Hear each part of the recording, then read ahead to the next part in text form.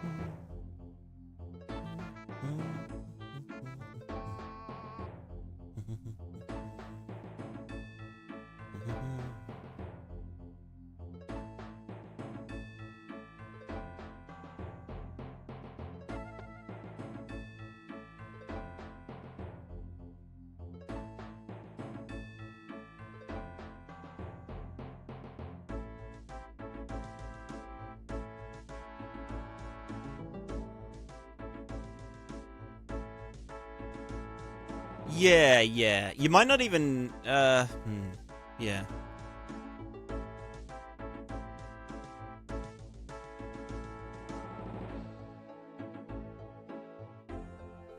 Yeah, yeah.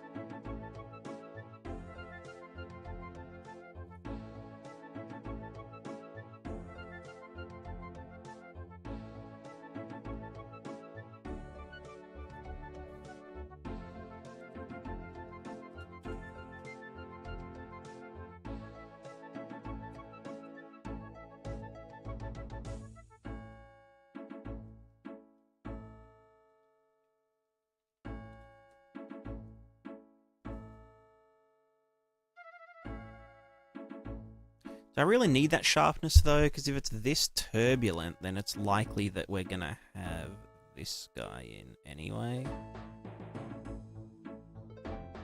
The microwaves. Probably not worth the hassle then.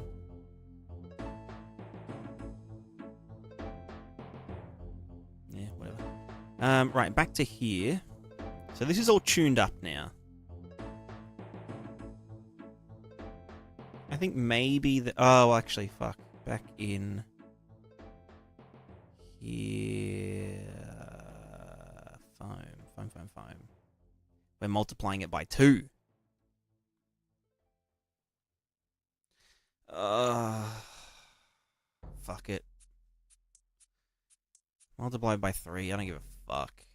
Or was it by... No, it was by 2, wasn't it?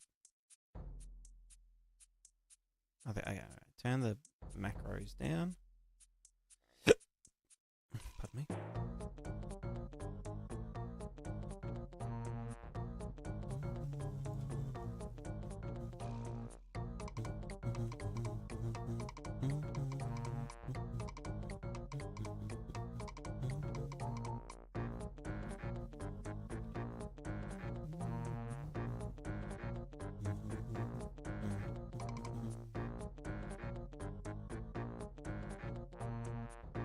You know what? I frick with that. Eat it up by 3. Pretty much match. Maybe 2 is fine. No, 3's good. 3's... Because it gets all the funky shit. Yeah, whatever. Chuck it up by 3. Magic number. And then it fades out over time.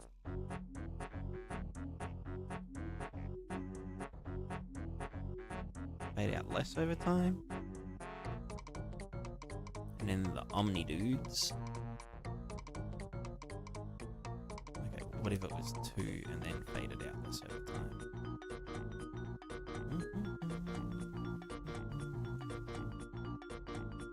2.5?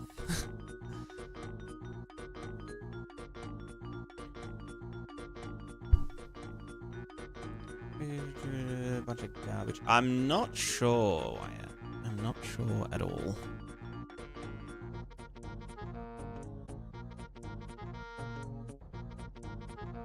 Probably just because Unreal said so. I've got no idea.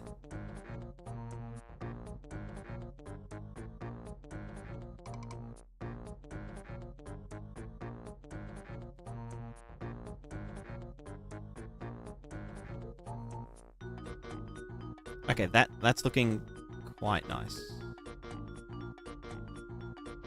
It's all there. It's all doing stuff. This is all doing shit, yeah. We do be foaming. It's all balanced together. I need to fucking feed this into here at the edges. And stuff. But I can't be fucked. No, maybe I can be? What's that variable called? Water wave peak mask, but then it actually, yeah, it's good. Drive velocity from WPA. This is another thing I need to fix, is that when I move around, the velocities change because we're not accounting for the offset. Because I just could not be fucked. You know?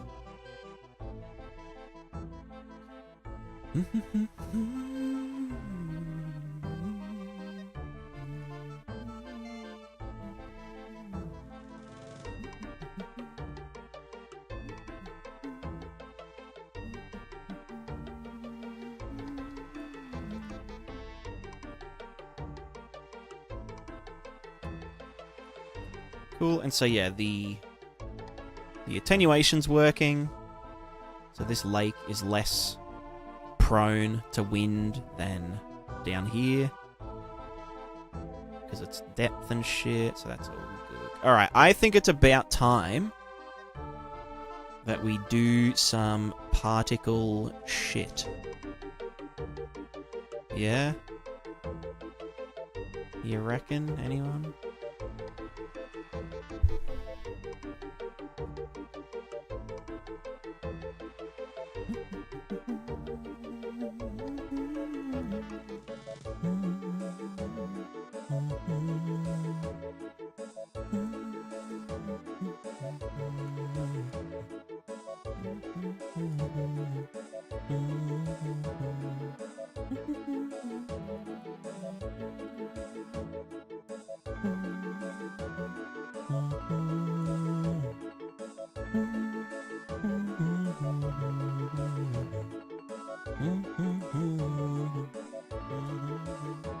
How one of those is modding after my coffee? How you doing, Moz?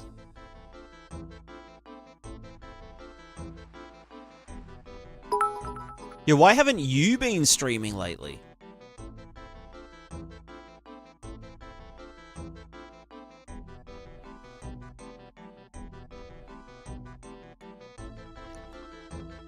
Alright, what the fuck is the G... What the fuck is the... Oh, right, I need to recompile. Okay. So G is the divergence, and B is the... Nope. R is the foam, visual foam. G is our divergence, meaning where the particles need to be spawning. Point click, I know I said that. I think that's a good... I think that's a vibe. I think that's a mad vibe.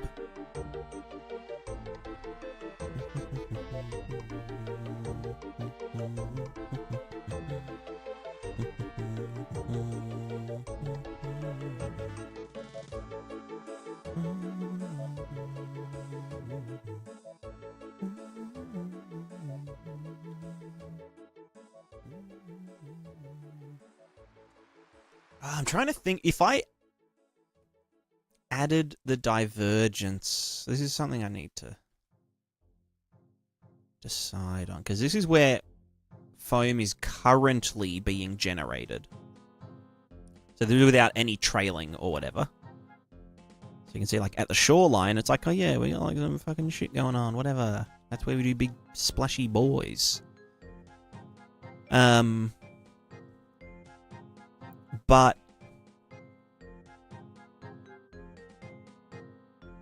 I'm just thinking, can I combine these together safely?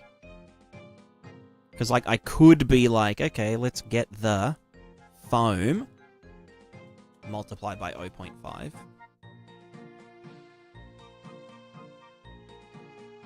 Then we get the divergence and add that to it. Right, and then just saturate that.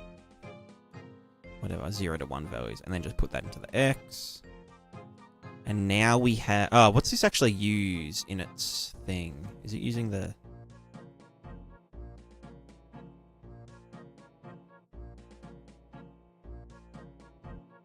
I think it is using the R channel. Fuck it, I'll put it into all of them. Yeah. And so, okay, that doesn't look too bad. As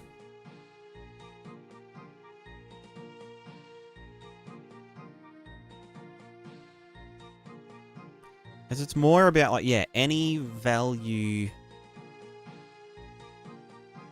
under 0. It's just about making a better threshold. Because then if I got the...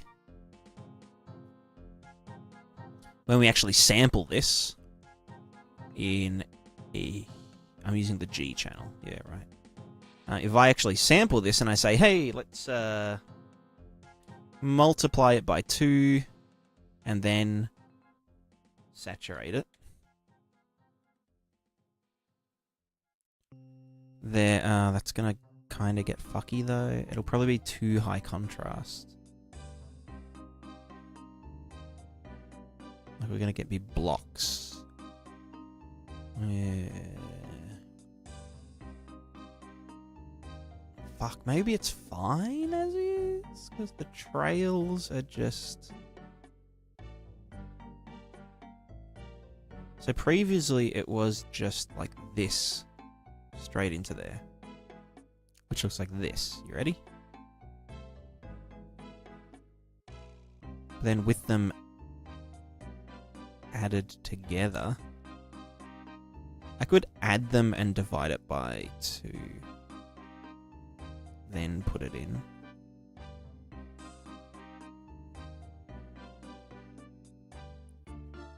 I guess, yeah, that's not too bad. But what does it look like in here? Yeah, I mean, I guess that... Yeah, so we kind of...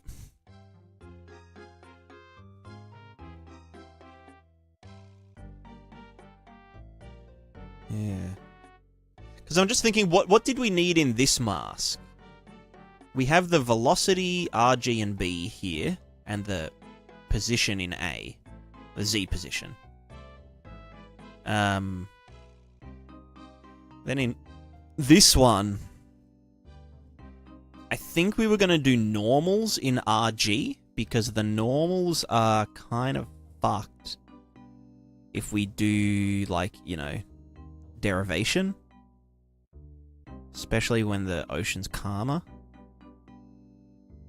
Even here, yeah, you can see that the kind of blocky pixelation, because we're doing in vertex shader. So I guess in here we would want to be doing...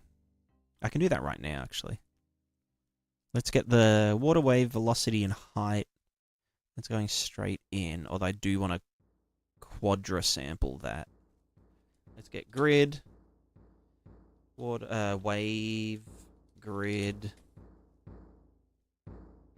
And then I have to do a fucking... an up, down, left, right.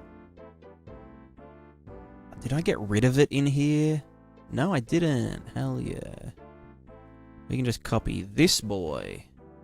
Oh, mate, what's this in? Water, foams, and wetness. No, I'll probably do it in here. So let's just grab this guy. Chuck you there. You go up there. This is water wave velocity and height. We get the W Chanel, which is our absolute height value. We then subtract top from bottom, bottom from top. Is that how I want to do the normals, or do I compare them to the middle tile? It's the difference between the... Yeah, no, it's the middle tile, isn't it? So this one here. So it should be U. Swoop into there. So then it should be... let me just fucking...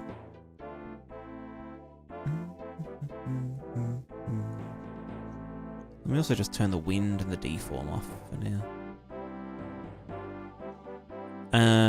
Right, in here... Velocity from slope. How do I calculate my slope? It's different in this one because we... It's this guy... Yeah, so that minus each of the things, and then they get subtracted from one another. Cool. So this minus that. Easy. And then you 1, 2, 3, 4.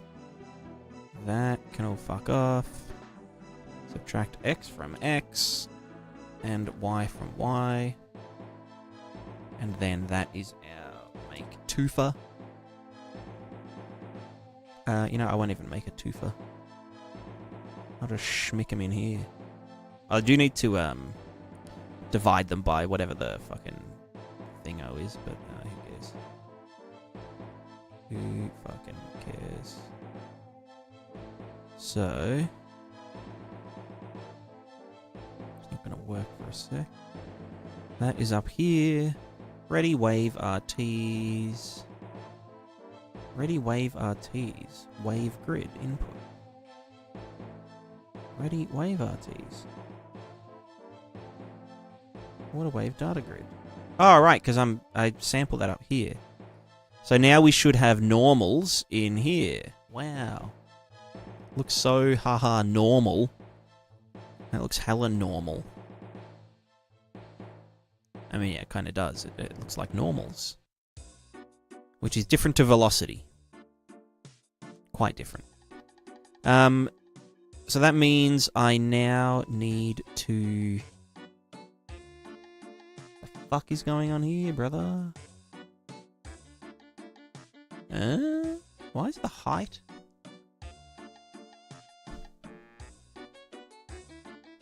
Right, because the... I guess it doesn't matter because it's above the land.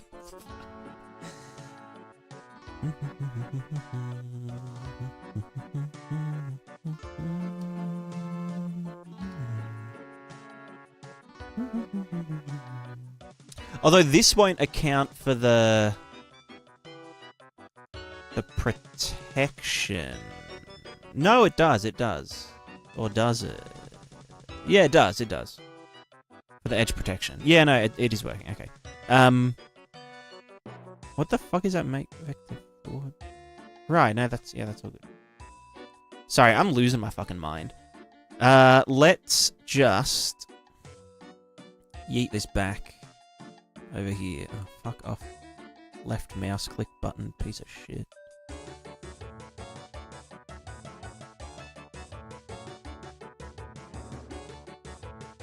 Alright, so these need to get divided by some number. What is the number? How do we get the slope? We need to know what the cell, the size of the cell is. And divide it by 2 of that. So that would be... wave grid, num cells... Cool. We can get the sim size us, which is sim size times 3. Nice. I could do that. I could do float multiply, right? Multiply float, grab the actual sim size, simulation size world space, and just chuck that up by 3. Easy. Then...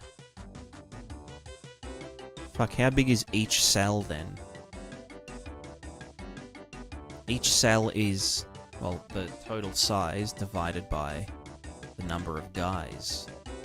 Let's move you down.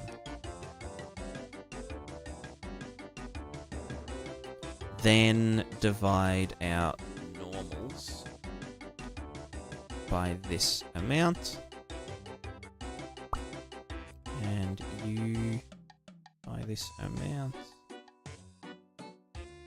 And now we're out for the count. In my life, nothing it do amount.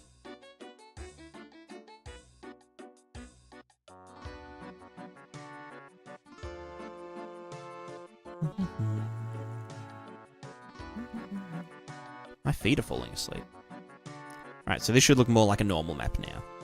It's a bit... is that extreme, though? I can't remember if it's that times 2. This guy ×2? I think it is ×2. Because it's area or some shit. I don't fucking know. Oh, like the distance is some shit. Anyone do math? Does anyone do maths?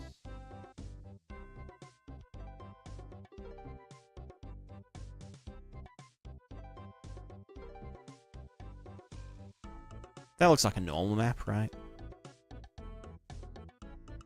That's essentially... yeah, no, that's probably it. I think that's it.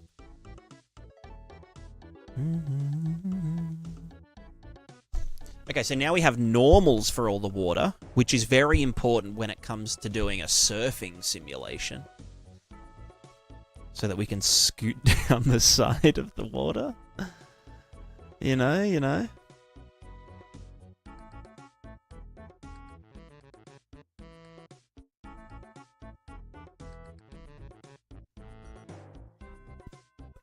Pardon me, fuck.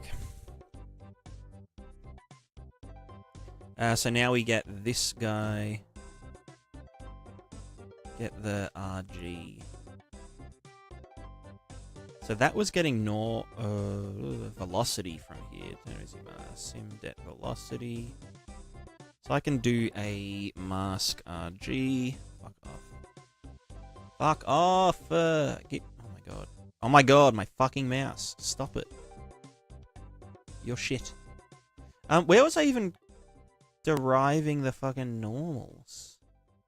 Right here. Prepare, perturb, normal, HQ. And I was adding the...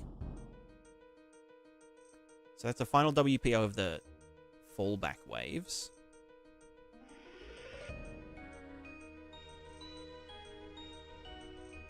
And I was adding the height of the... Yeah, that one. So we don't need to do that anymore.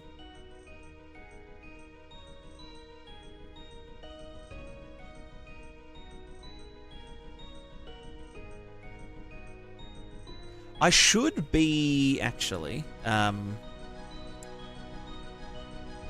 shouldn't be masking this there.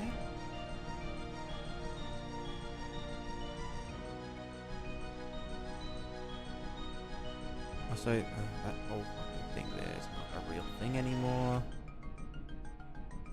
But yeah, so that's getting the... Really, I should be doing this, then masking it afterwards. For the fallback stuff. But here, I'm doing it for the WPO stuff. It's probably fine for now. It just means that this gets more inaccurate. Whatever. So let's do... Water wave doodads. Let's just get the mask RG. We're gonna call this name. This is called the det normals.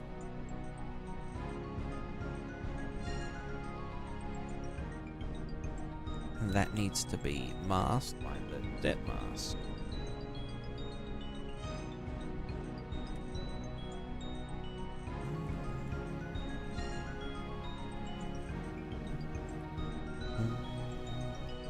So then when we chuckle our normals together, simple add normals. We also do that and then do this. Let's go det normals. They get added to the sim normals. We'll do them over here.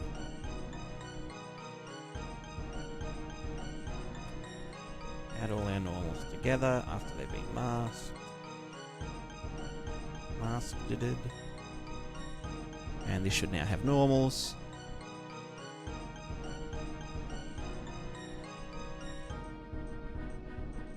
Once it compiles, I think they are inverted? No, that's correct. Yeah, cool. They're a little less sharp.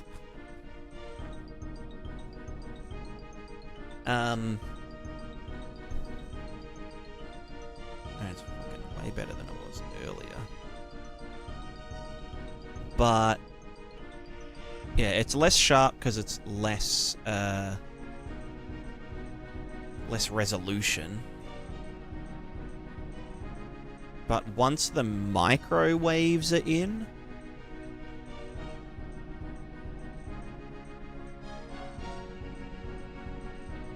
where are they? Here. Once these guys are in there, it's kind of like a bit... I need to stop them stretching so much. Do you know what I mean, though? Like, you can't really tell as much. These fucking microwaves are nuts. Microwaves. Single velocity. They don't get balance.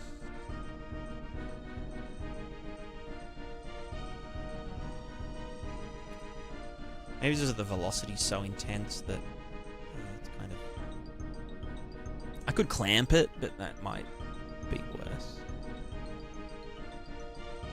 As we look over here, the little waves get moved around based on the WPO, but I don't really want to do a...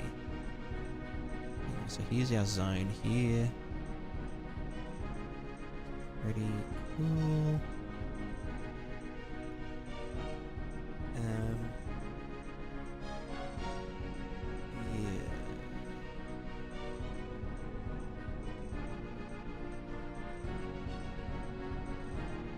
I don't think these normals are that correct. I guess because we're just adding them, right? I don't know. Normals, schmormals. Yeah, so I might even... I think what I will do is... with the macro waves...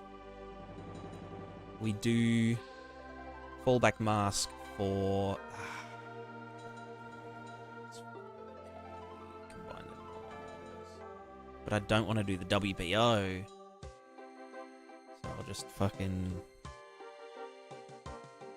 shit everywhere apparently.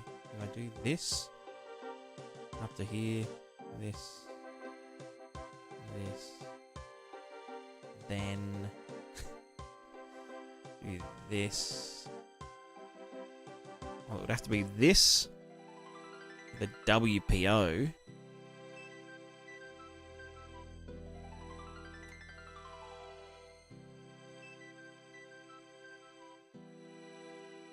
Oh, there's so much ridiculous, like, masking bullshit going on.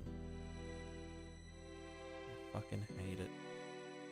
Because then we need this one, the added them together to one, to do the normals. Because we want some of the normals to carry over into this guy. Just for some extra sharpness and detail. Lay it over the top. I can barely fucking tell.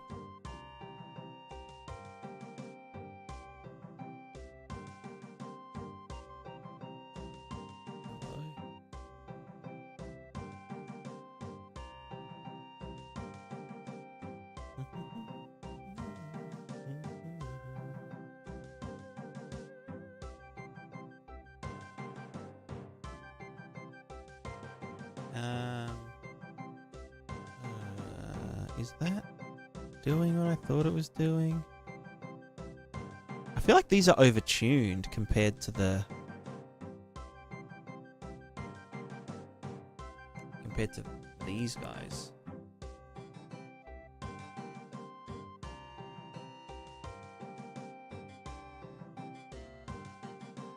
What if I did...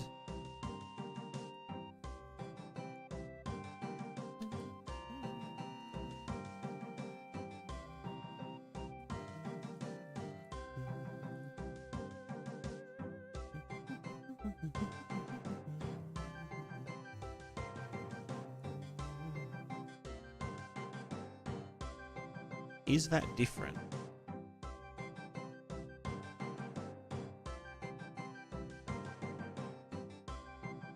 Just look at the normals here. Yeah, I think that's way better. Just adding them all rather than adding them all before they get normalized again.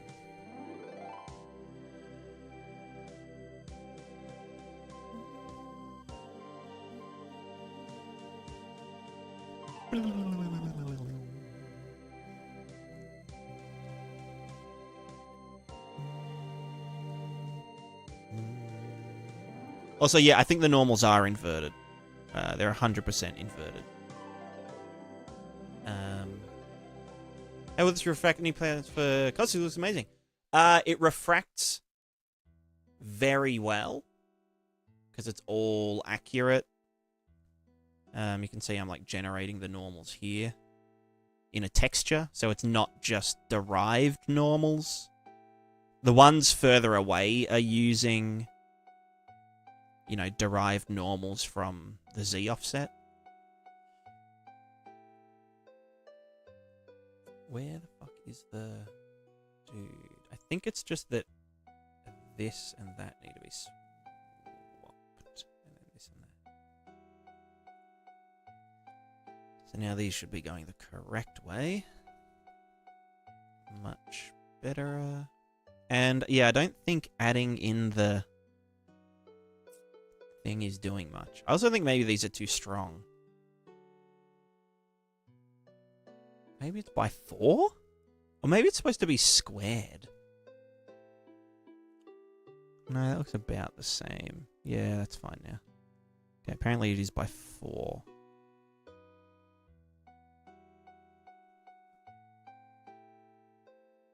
Yeah. Whatever. Whatever. Math is strange and mysterious. Let's not dwell on it.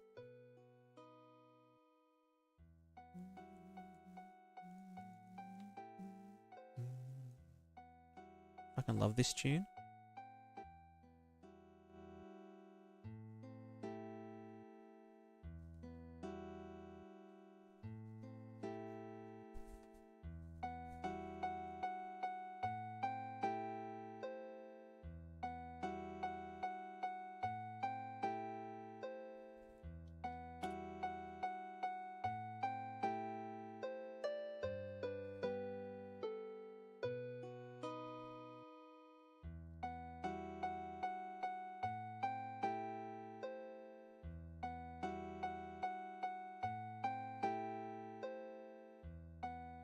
Yeah, so here you can see...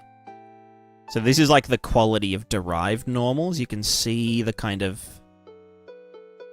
the blockiness of them. Because it's... Well, if I wasn't doing it in the vertex shader, then it does look better. However, it kind of gets like a weird moire effect when you look at it closely. Yeah, you could see it there. Oh, yeah. You get like weird pixel banding at steep angles. It's not that noticeable. I mean, from a distance, it's probably absolutely fine. It's probably is cheaper to just do it on the vertex shader, however. Because all of the WPO is getting done in the vertex shader anyway.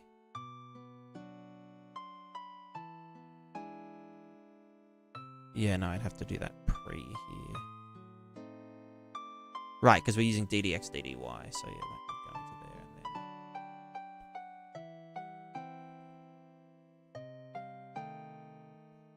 and then...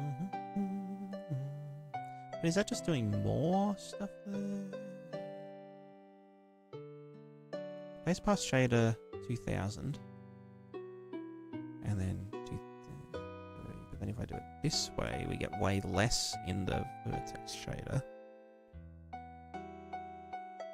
No, I'll wait for it to compile first. And less... Okay, so maybe we don't need to do this. I guess it is in the distance. You're not going to see the fucking moire effect. Although if I was using my scuffed version, or a similar thing,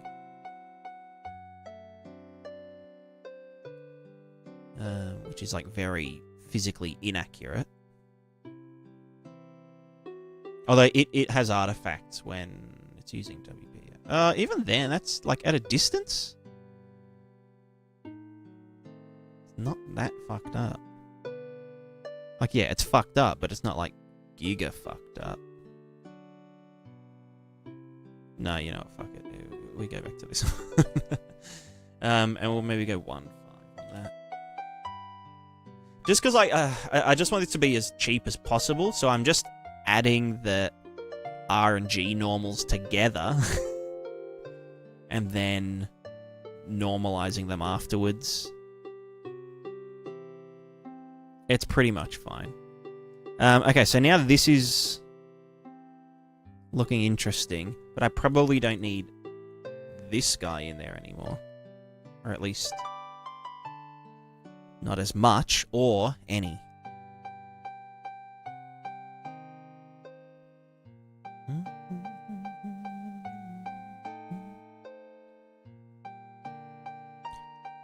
That looks... Yeah, I fuck with it. I can't really see much of a difference, like between this bit here and that bit out there. Up close we get a bit of... I mean, that's all foam anyway, so that'll have a different overlaid texture.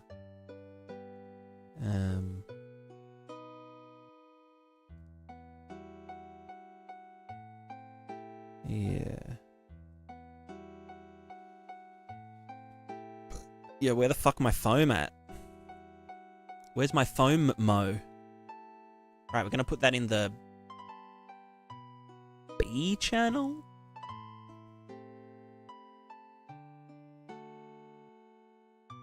Yeah. Yeah, no, that'll look nice. So yeah, if we do this thing...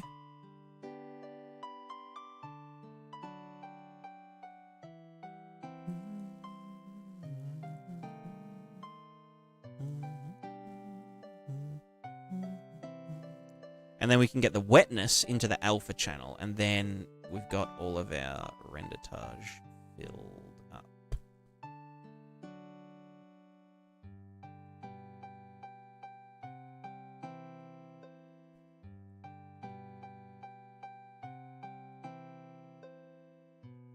Foam mo.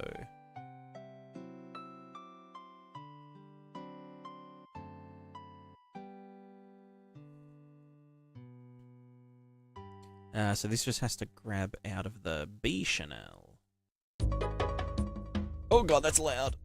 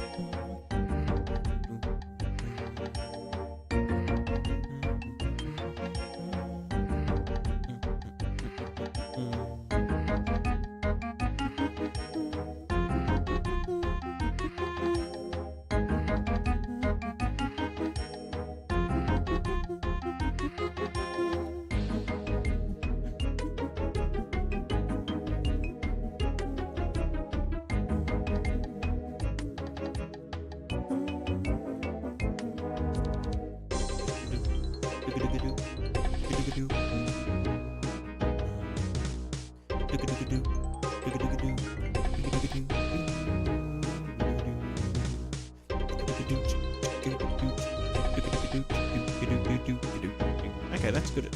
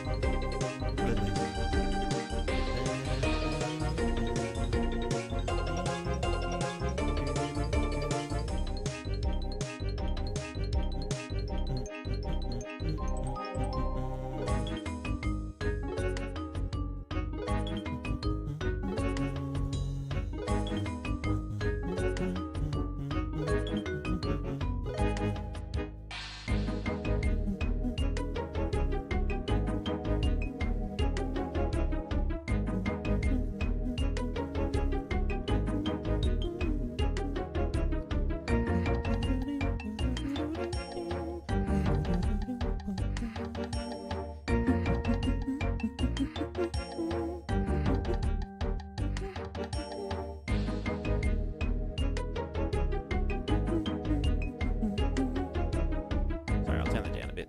Probably getting sick of me. Did I pray rigger today? No. I haven't logged into my main. I've been playing my my new group Iron Man. We group Iron Manning. Oh. Which is currently free to play, but I'll bond it up soon. Soon TM.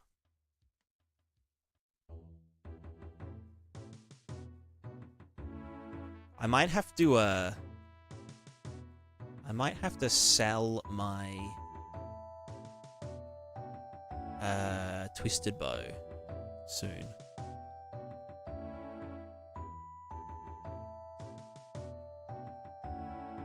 Like, do I want to? I don't know. I can't imagine playing Mainscape anymore. So it's like, I want to just commit to Iron Man and just sell my twisted bow and just use that to buy bonds. I like to bond up the Iron Man account. I don't know. This looks pretty good. It looks very cohesive between the fallback zone and the non-fallback zone. I might blend in this. No, because if it's... Well, no, okay, no. Oh, well, I mean, yeah. Let me get the fallback. Oh, fuck, it's like a whole thing, isn't it? Fallback here. Multiplying the foam shit. Plus the determinist. And that gets... after there. Yeah, see, I could do... fallback mask. You know, I don't know, multiplied by 2 and saturated. Just so it kind of creeps in a tiny bit further. Into this zone, fills in this little gap. That's the main gap that we see. Like, the WPO is fine, everything's fine. It's just the foam.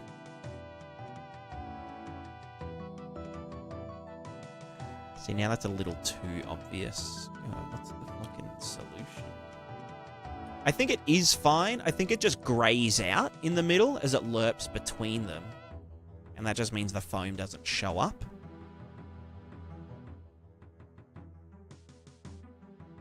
Even there, I can see a ring.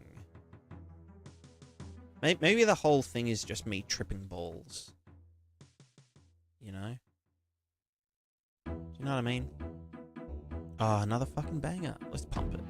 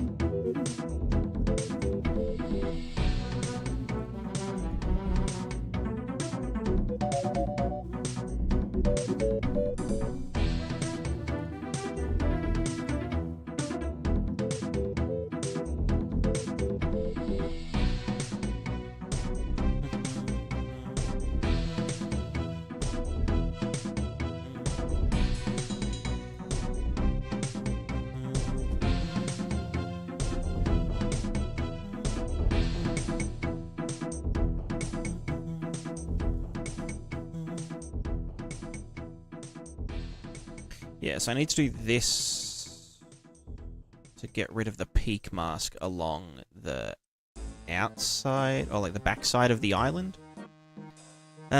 So this bit here doesn't need to exist. This just gets applied at the very end. Which requires wave shore data, which we do use to create the gradient.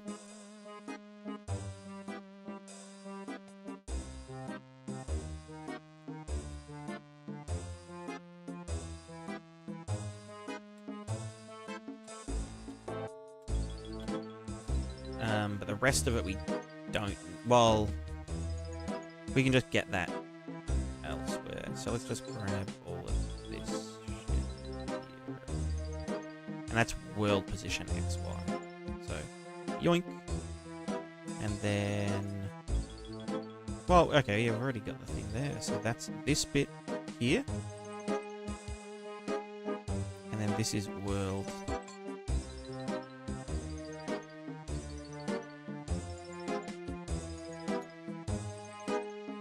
Does that have the same input? World pos XY.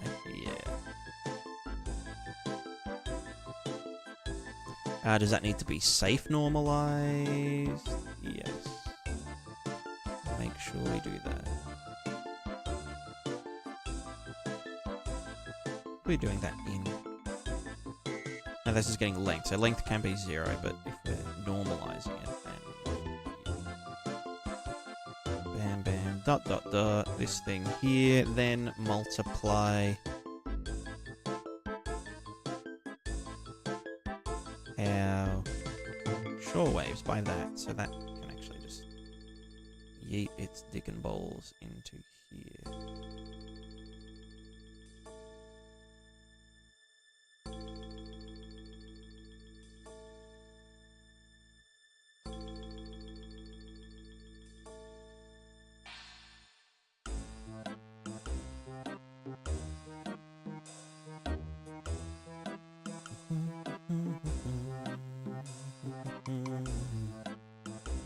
In fact, I can just multiply it down here.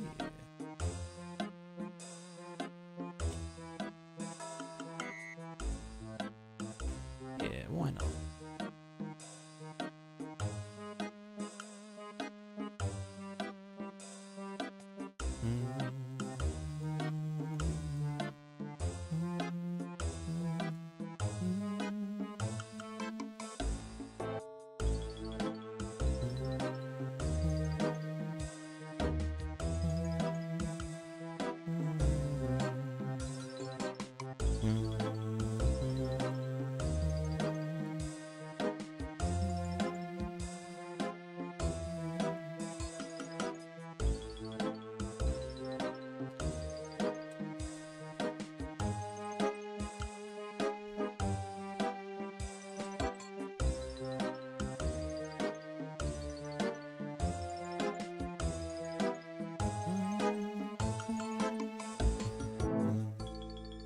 So now we shouldn't...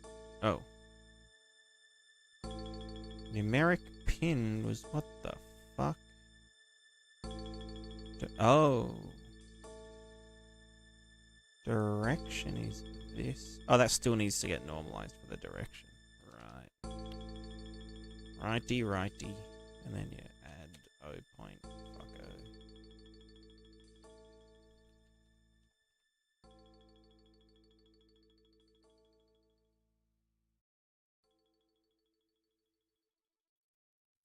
Okay.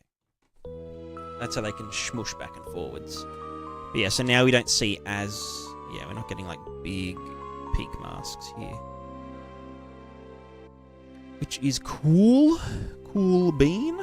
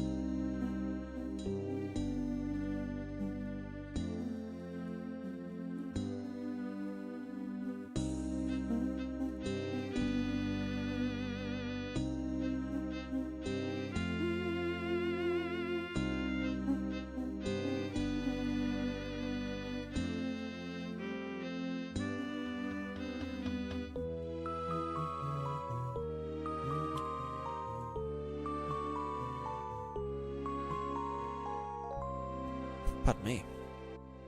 I am a burper.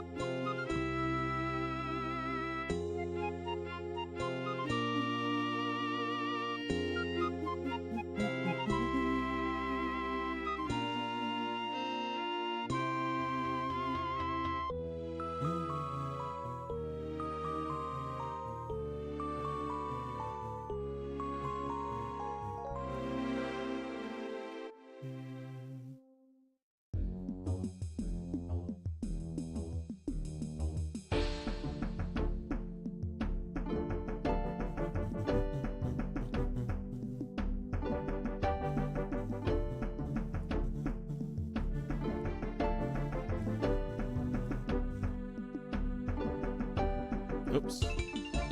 Wait, what the fuck? How does that even work?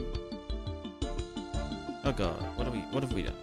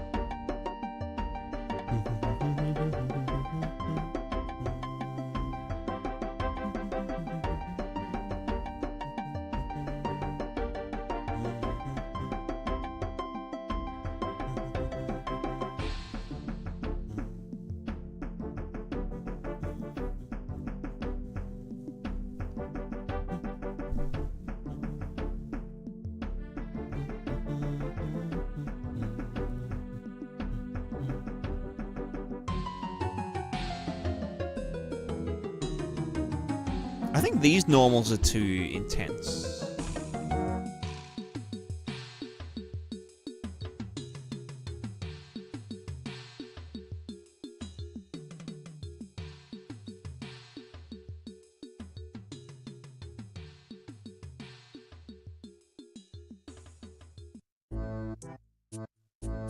Water height gradient.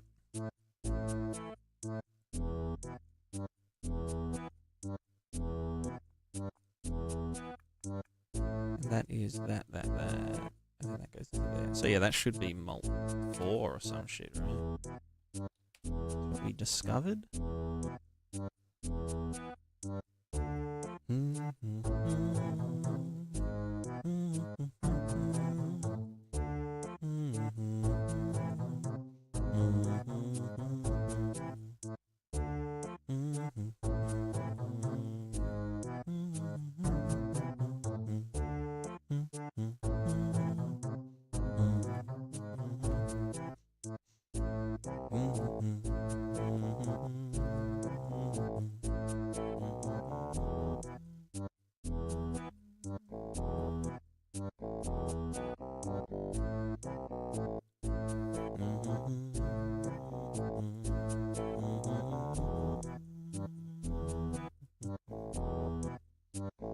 Alrighty, let me close and reopen.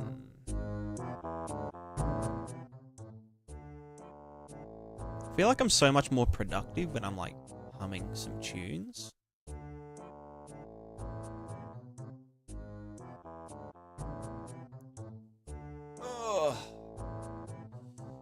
Also, Frankie, thanks for the wideness. Sorry, I totally forgot to. I haven't been looking at anything. I've been in the zone. 900. Yeah, so that's with it running every possible configuration at the same time. But the thing is, right? We've got this big, well, we've got the entire thing, as in the entire map.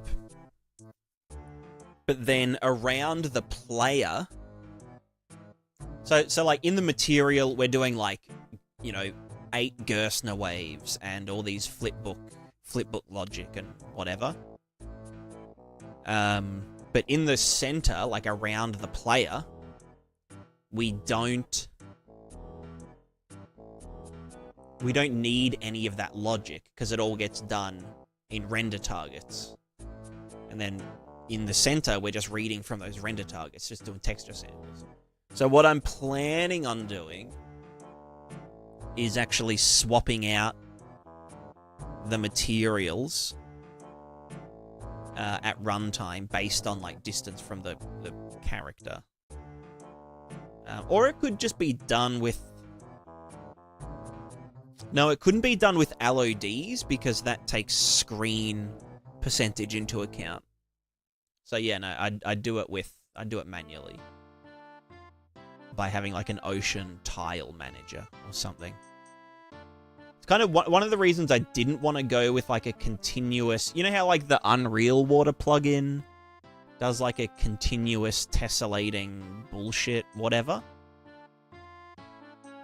One of the reasons I didn't want to do that is because you can't just like change the material cleanly if you're doing that, because it's like a, you know. So yeah, it'll essentially act like the landscape system in a way.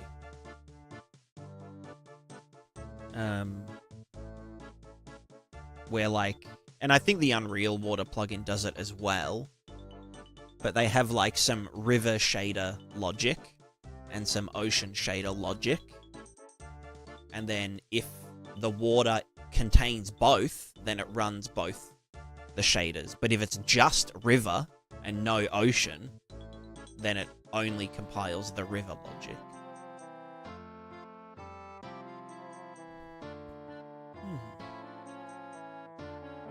Figuera. The cats are outside at the moment, so We'll have to wait on that one. Unfortunately.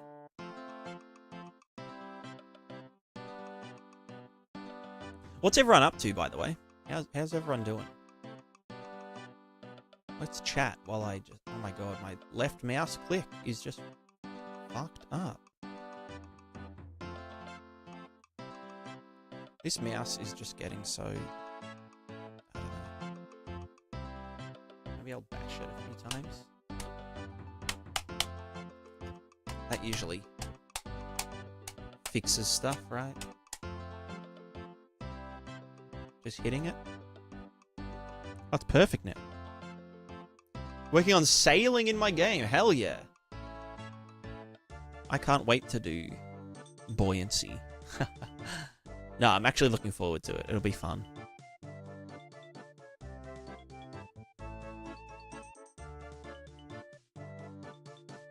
Bringing visitors and the program a team full of artists, and they are demanding. Yeah, damn. I mean, that's fair enough.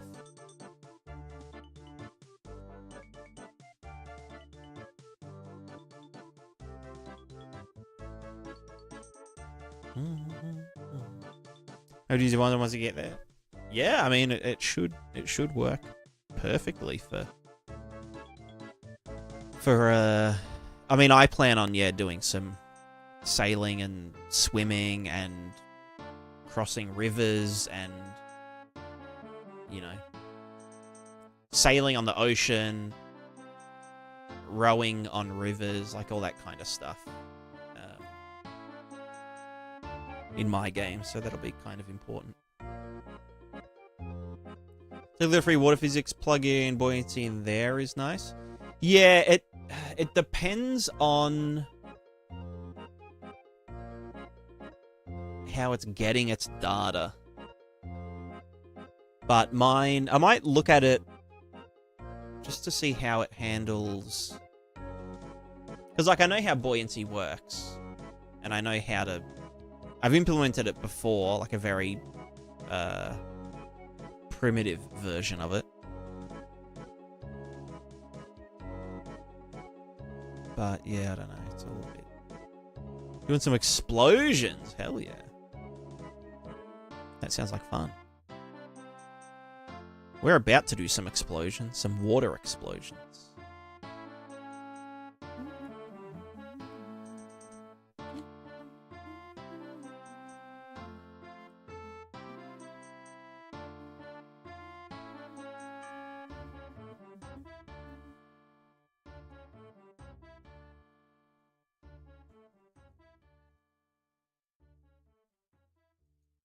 All right, we're back in. Let's go to our pretty example map. So, particles. Particles, particles, particles. How the fuck do I want to do these? These particles? I mean, I know how to. In fact, I've already got, like, a version set up.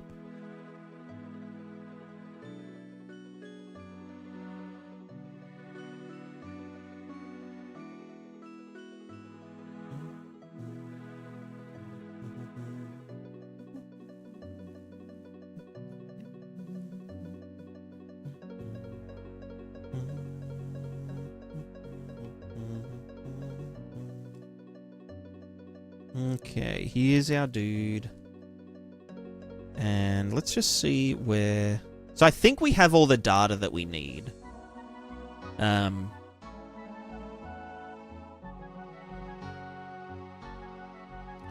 In my water... The middle water rendered... water velocity RT. So this has velocity. It has... the foam amount. And what's in B? That's the WPO. And because we use the velocity to drive some WPO. So that's foam. So we have this foam, and then we also have this foam. in the B channel.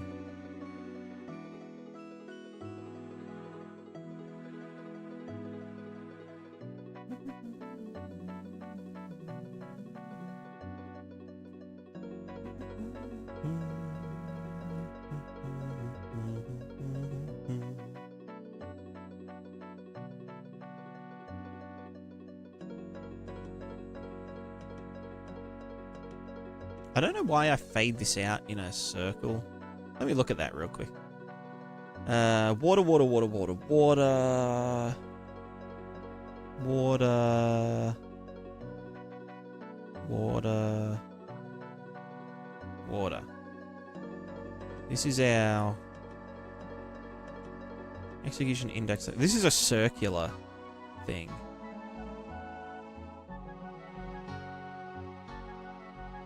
Let's just not fade out the fucking phone. Just let it do its thing.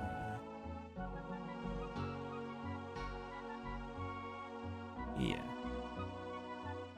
Because we have like a boundary anyway.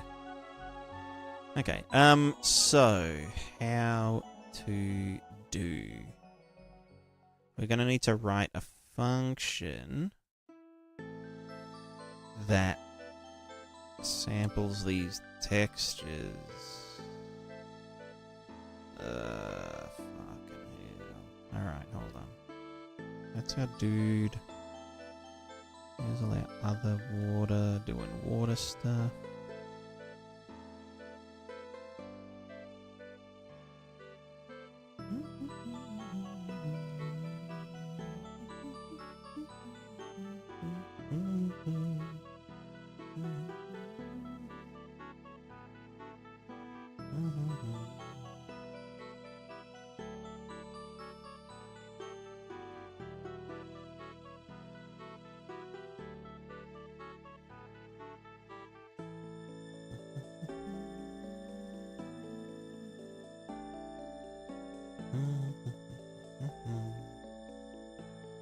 What's that? That's a... Okay, let's just...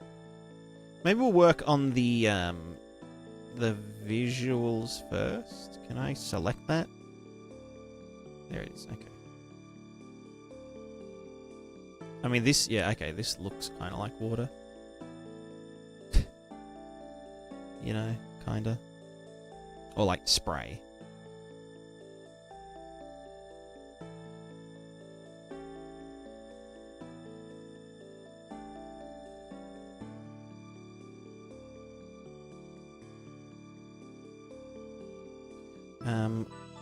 What was it doing as well? What is your material? Priz water splash. It's a splash, not a spray.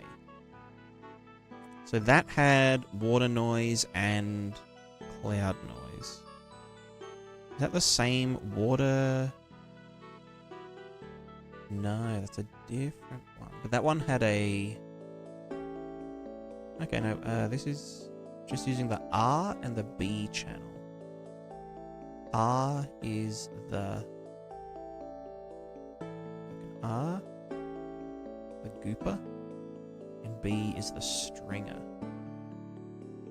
Interesting. Okay, well maybe I just want to use the water detail guy and use the B and A.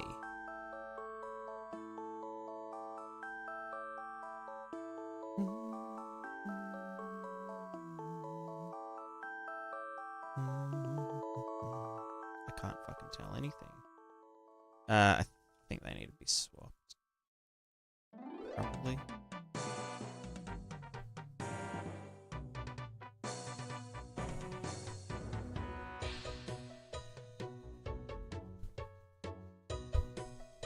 Wait, which one's which? B is the... this guy, and then A is fucking Bubbles.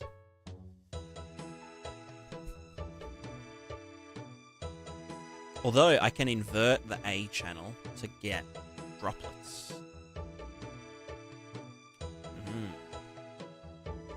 Be smart.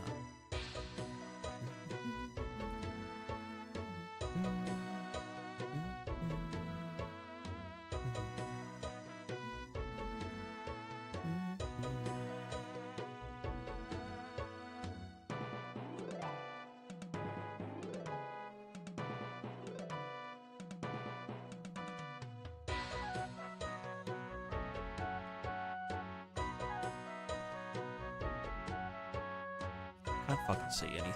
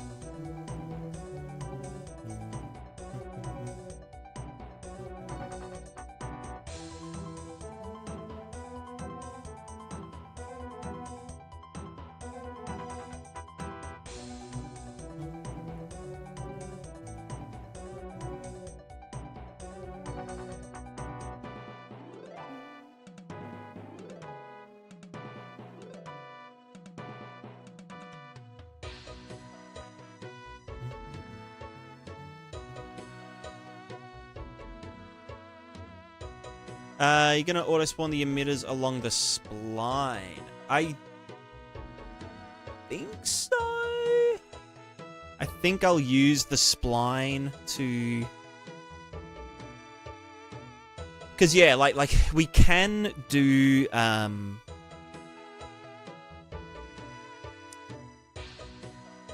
it's definitely better to have it localized.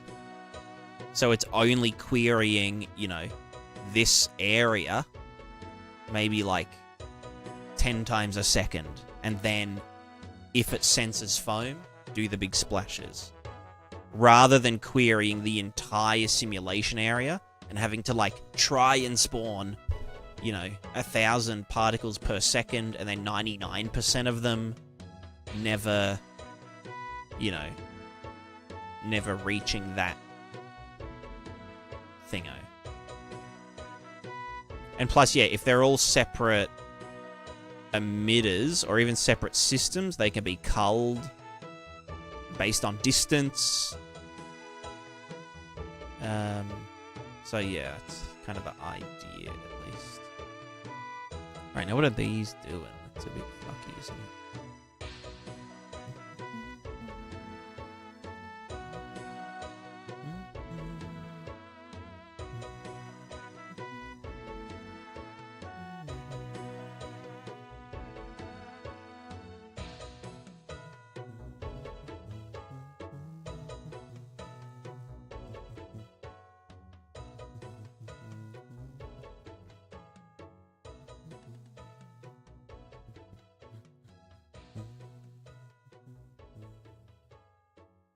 Let me just disable gravity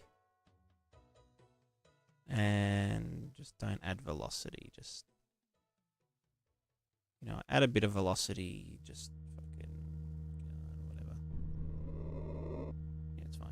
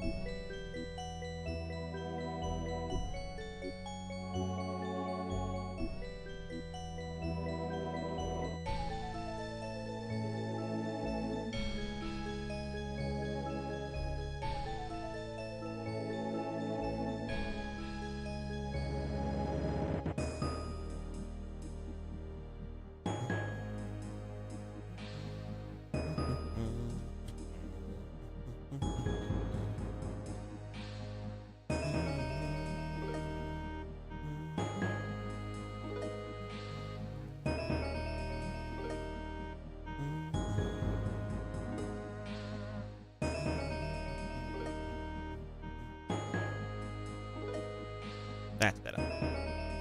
Right, so it's a consistent tiling.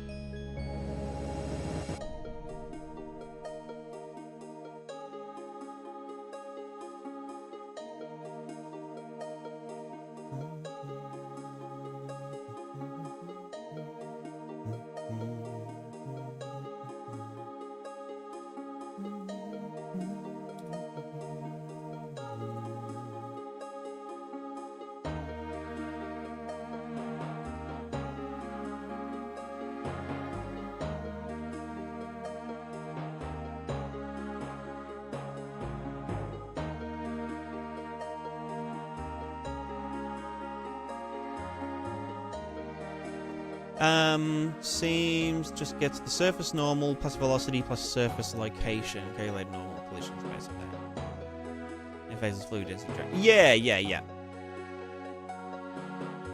Yeah, I mean, I've got all that information. I've got the velocity, the position, the normals, wherever that is.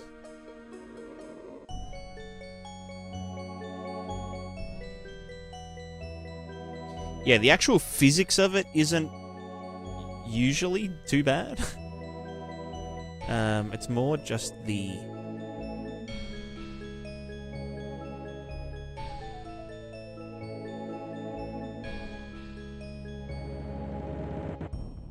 Hold on, sorry, I'm just trying to...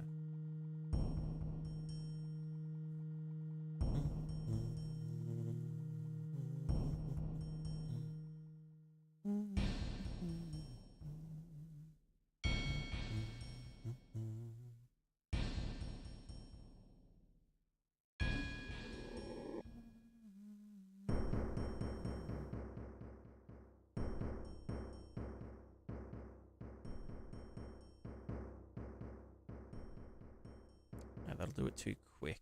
This will do it.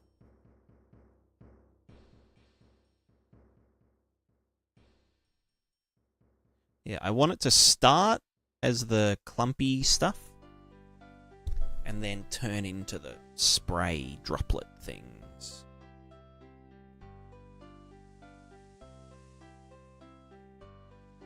Oh, now it's just getting all fucked up. Oh no, that was just overlap stuff.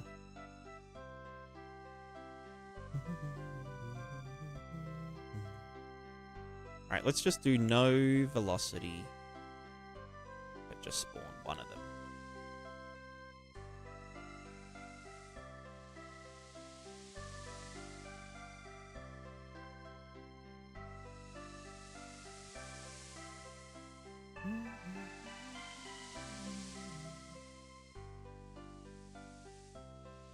Okay, can I make it like the same fucking size?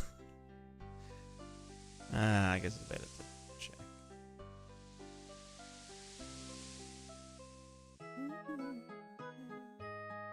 Why is there weird tiling sometimes? No, that looks fine. Let's see if it lasted longer. Lifetime, just fucking 4 seconds. Okay, because the loop time. Where the fuck is the loop duration? 5 seconds. You know what? We'll do it at 5 seconds. Why not?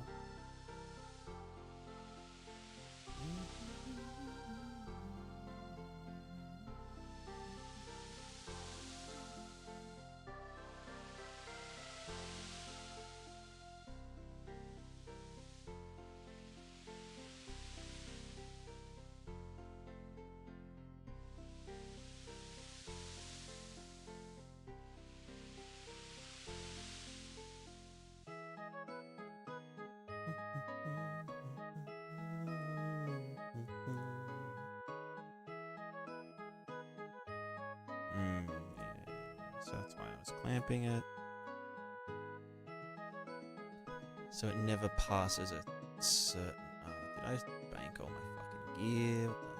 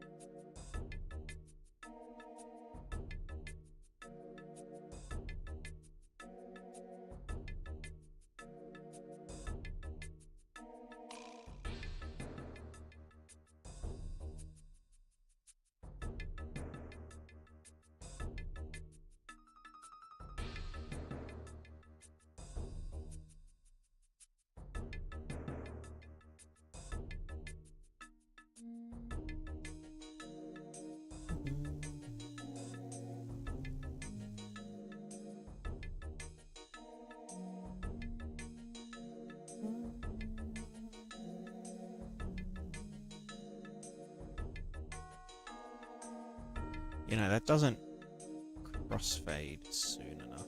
So I do like this.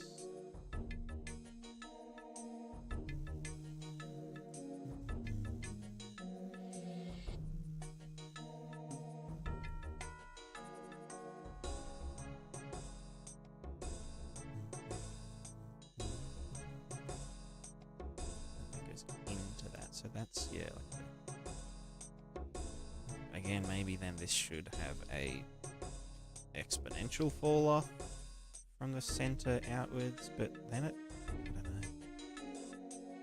It's because of the dithering and stuff, kind of makes it a bit fucky. No, I think we just unclamp it a bit further. Let it get really fat in the center, and then it,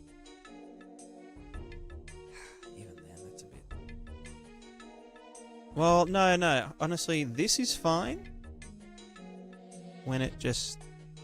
Hello?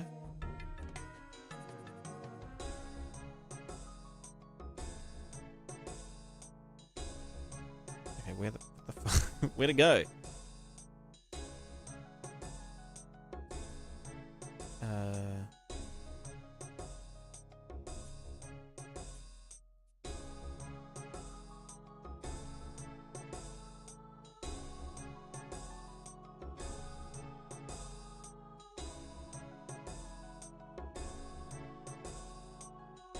Did I just move the camera? I did just move the camera because I'm dumb. Yeah, so this like little splashy bit.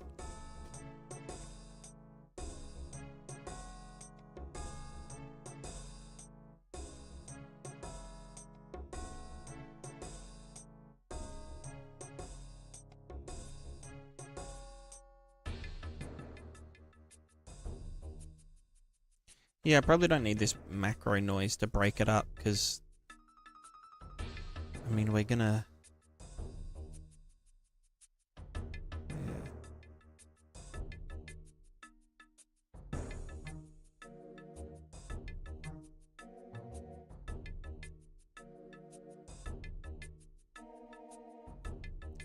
What would that look like 3 times faster, though? Because that also does the intensity, like the fade out speed. That was just linear. And the fade out speed. But we want it, yeah.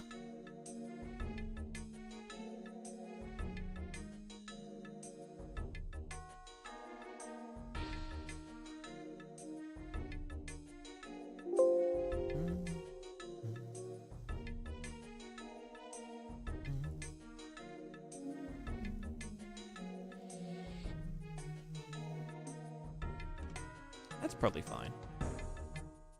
I might even just like yeet this down a tiny bit.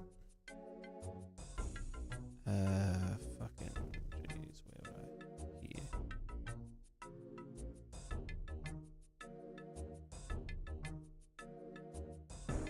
Oh, actually no, maybe I should boost the, you know, I'll just boost the B movie.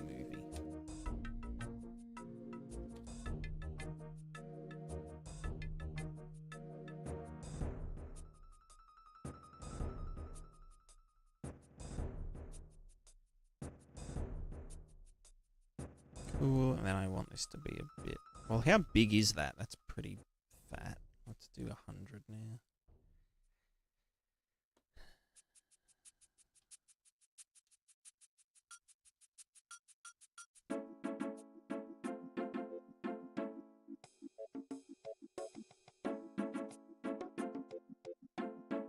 No, 200's good. Oh, fuck.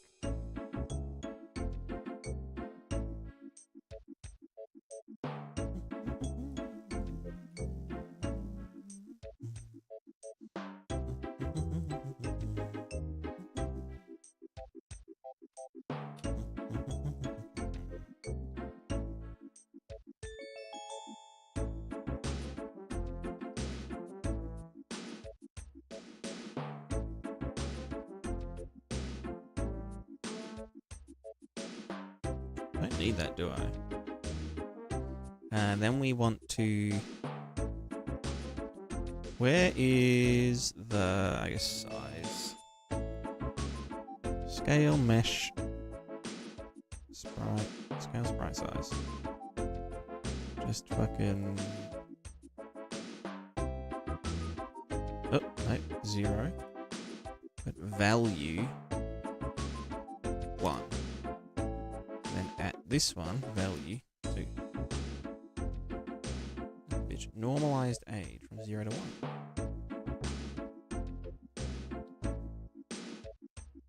Why are they moving? Is it because I... No, it's random value. I guess it just looks funny because it's, yeah.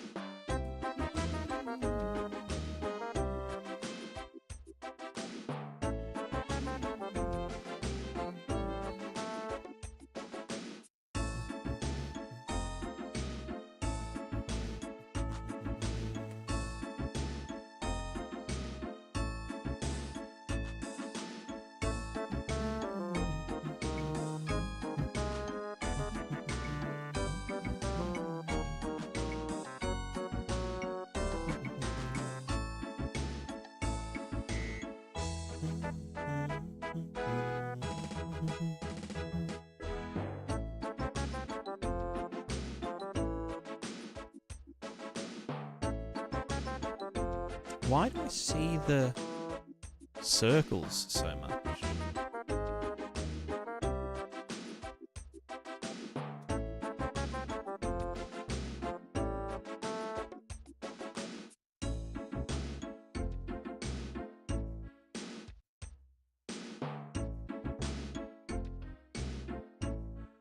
Oh, because the fucking size is changing. Duh.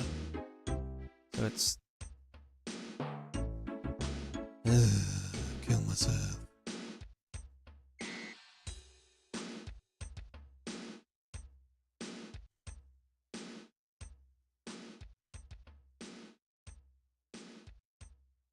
Can I do initial?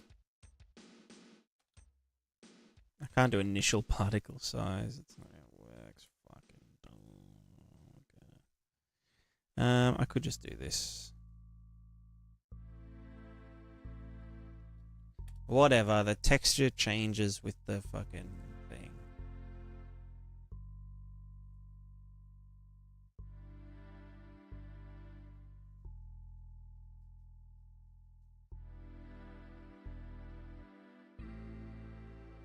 Oh, whoops, I need to...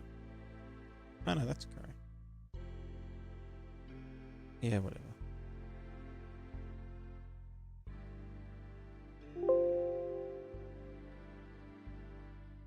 It's still too thingy, too circular looking.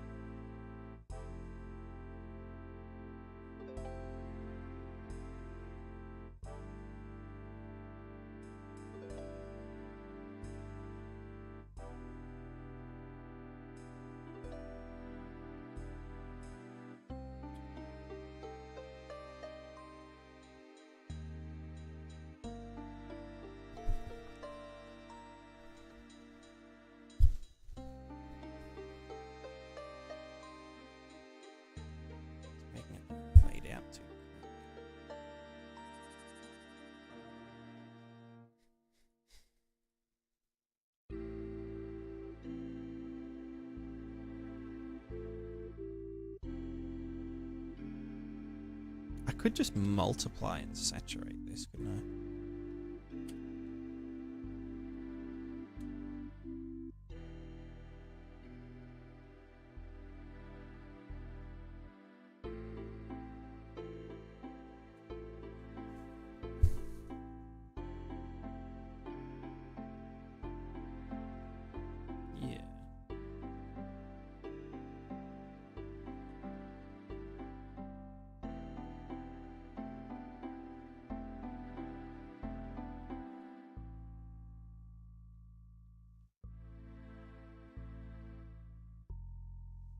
Yeah, it's probably good enough for now.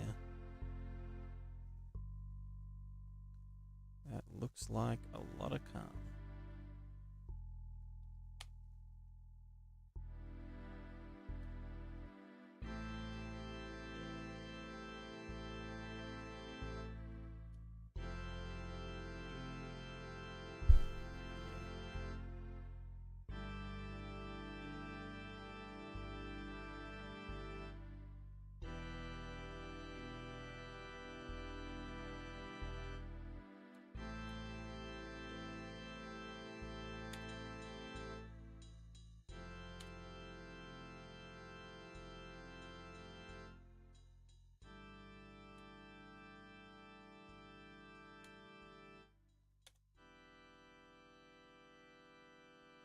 Alright, now we just need to make it not fucking suck. So, how do we want to do this? Oh my god, shut up, RuneScape. I just want to fucking... Let me turn off the forestry fucking alerts.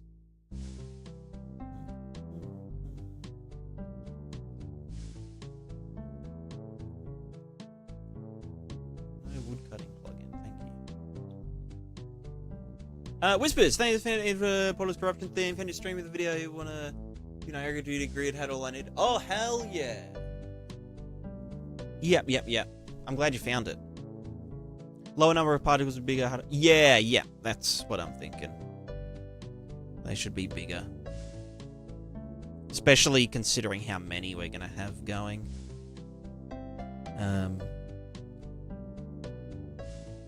But yeah, I was previously getting like a separate noise.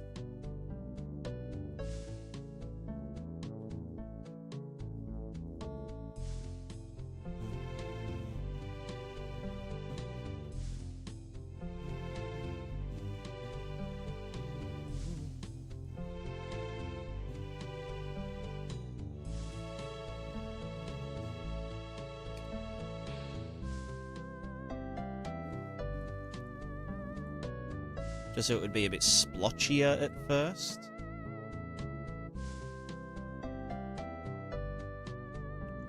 Maybe not splotchy enough.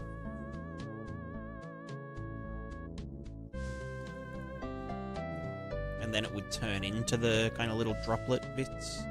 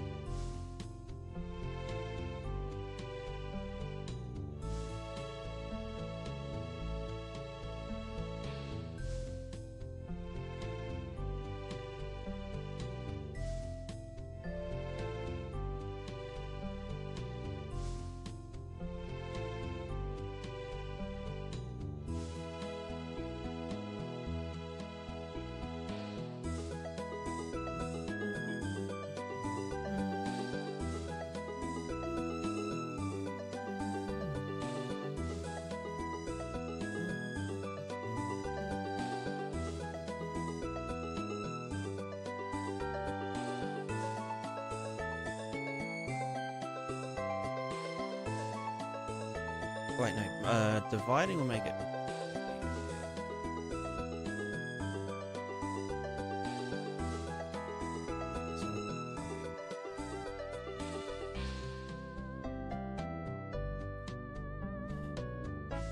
Maybe otherwise of any Perlin noise would work. Yeah, Well, yeah, that's what I was going to do here. Although that should be not inverted. No, that's why I was getting fucky.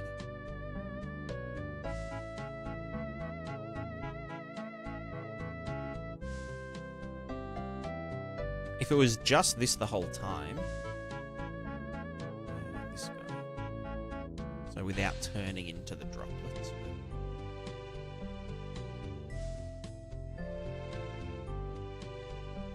Yeah, so that's what it is initially.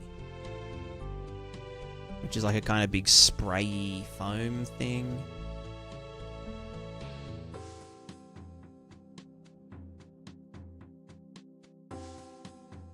Oh, yeah, this is way too... yeah, we're not going to do it by size. We'll just do a random bingo, random bingo. Yeah, maybe like 3 times big. Did you eventually rewrite some material scratch pack as HLSL instead? No, because it all gets compiled into HLSL anyway. So there isn't really a need to. Why is it,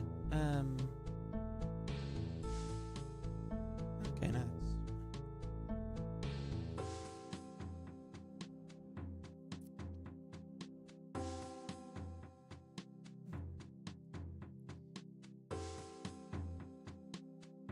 Yeah, so now it starts a bit splotchy.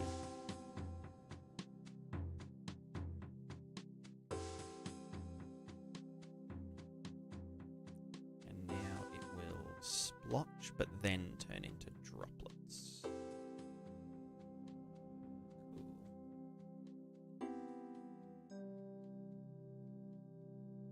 Dang.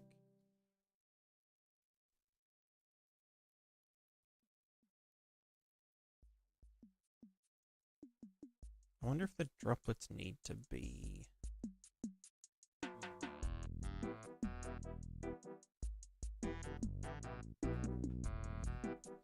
Okay, yeah, they definitely need to be high contrast. Maybe even higher contrast.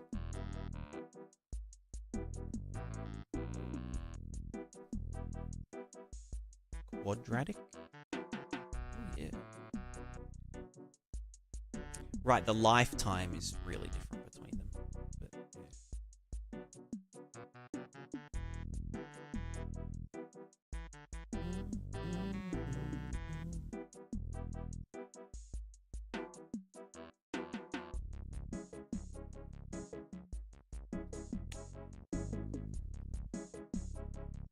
no, that's fine as one.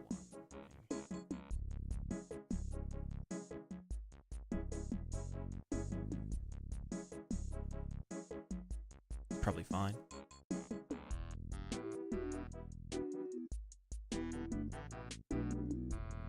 Nice and simple.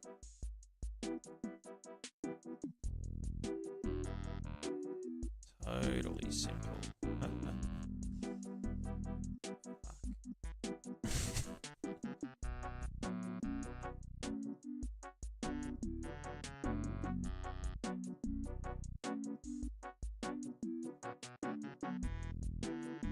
Supposed to be droplets first, then...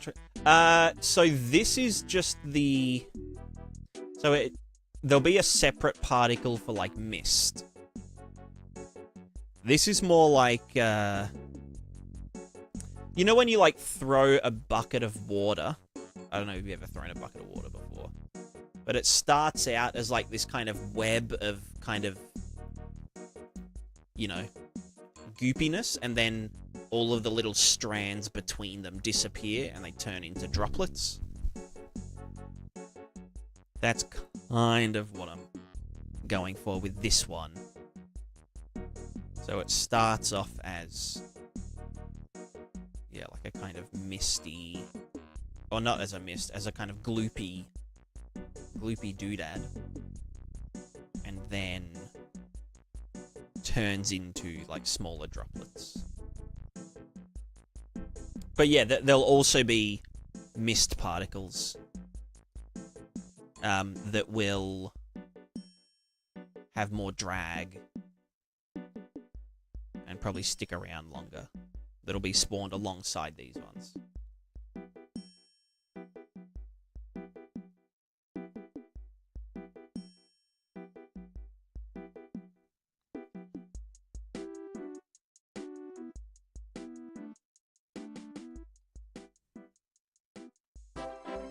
Do you know what I mean?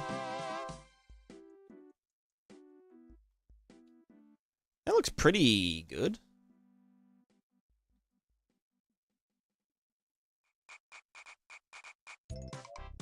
Okay, maybe not that fucking far, but...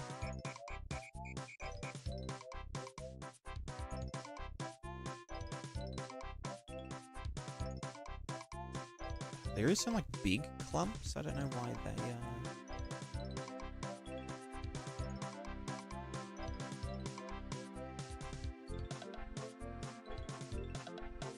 Because of that.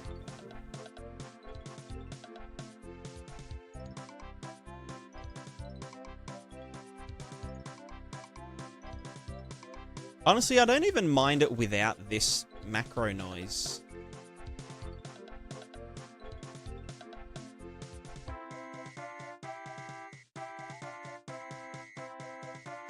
That would cut down on the complexity as well.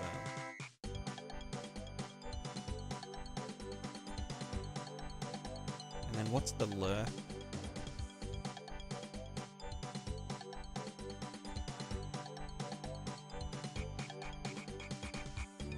This would turn into droplets quicker.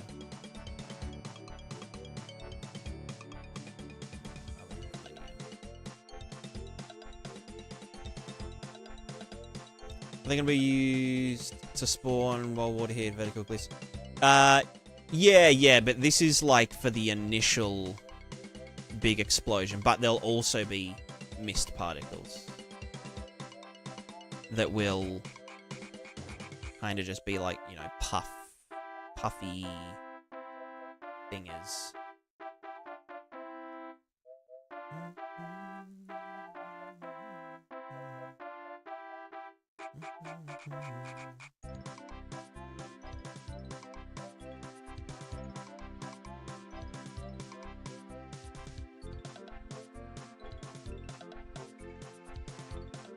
Yep.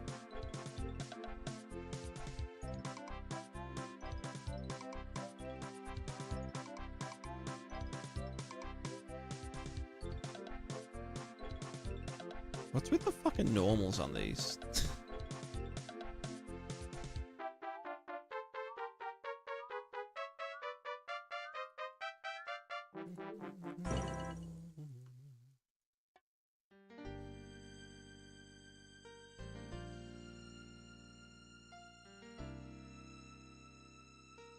Ah, spherical boys.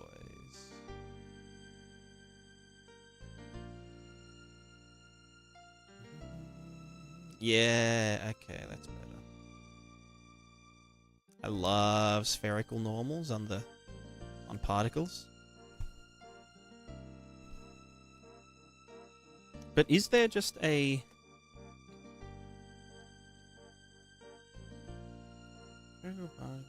But what about... Hold on. The... Look at that Moire. What am I trying to say? Right, if I add a normal map for some reason, I don't need to, but if I, let's say I did, and I wanted it to be, I don't know, fucking whatever this is, and put that into the normals there, does that get applied afterwards? Yeah. Well, if I just said 0.001 manually plugged in, does it still generate sphericals? It does. Okay, good.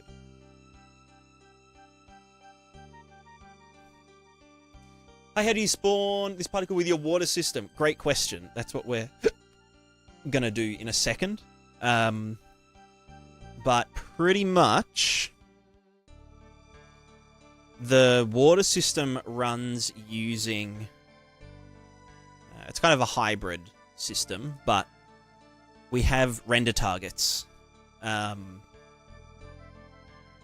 Also ignore this scarf. Yeah, so we have render targets that represent, well, the water, the state of the water. So here, we're doing fully simulated water, which is this. Or here's a better example. Let me just open up the render targets. That's wave velocity and stuff. This is the wave. Water. Okay. So this is our close water, which is here, right near our dude. So anything around here, like the water, you can see kind of splashing up and draining away. You know, this bit here, you can see me just drawing water. This bit right here, you know, you can see it on this map. And so this simulated water bit gets driven by these ones. I don't know why this is there. It's very odd.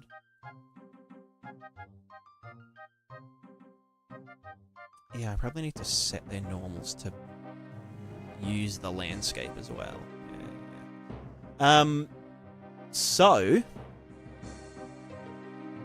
we have all the velocity data, we have the location data, we have the locations where there's a lot of foam, so the bits that reach 1 foaminess. We pretty much know that, like, yeah, we need to spawn particles here. So what we do is we're going to have, at least like on the shoreline, or like, you know, on shores in particular, just like a bunch of emitters that are trying to spawn particles in their little area, and then they will just, they'll spawn a particle. It will then read from these render targets, and then if the value is above some threshold, it will spawn particles. And so then it will look like, yeah, when these waves crash against here, particles will shoot out and whatnot. That's the gist of it.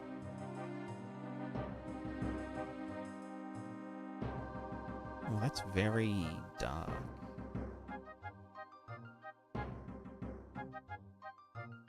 Probably need subsurface for that.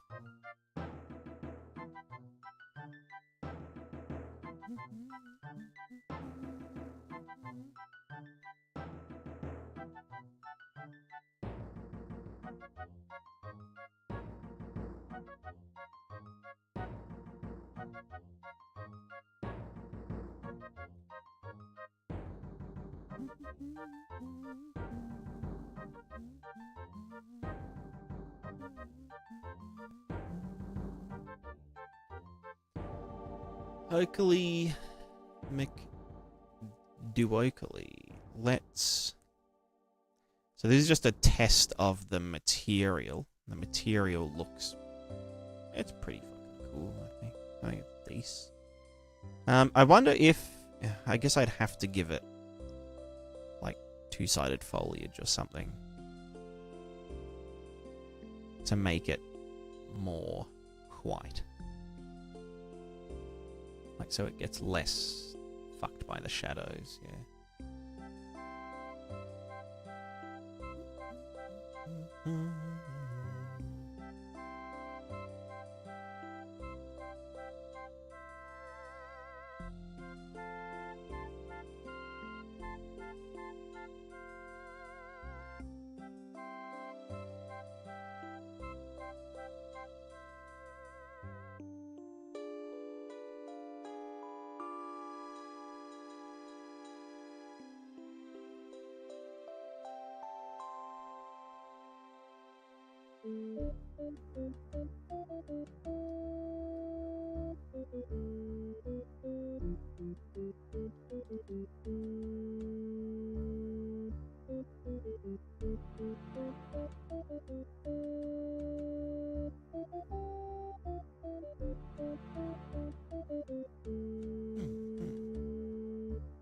Or process using particle with collisions and materials or render targets.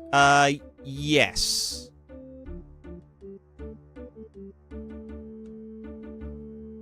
I guess, yeah.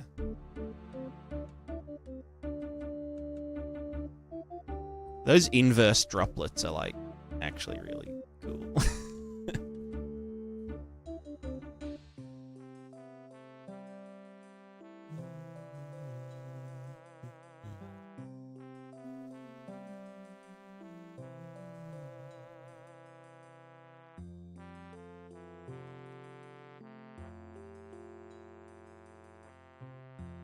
Yeah, it definitely needs to be subsurfaced.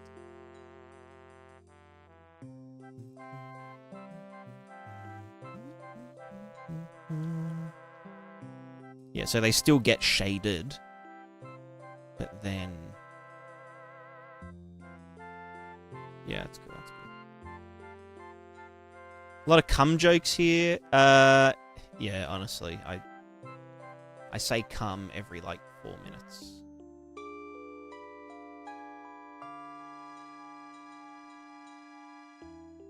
Okay, yeah, that's good. So subsurface was the answer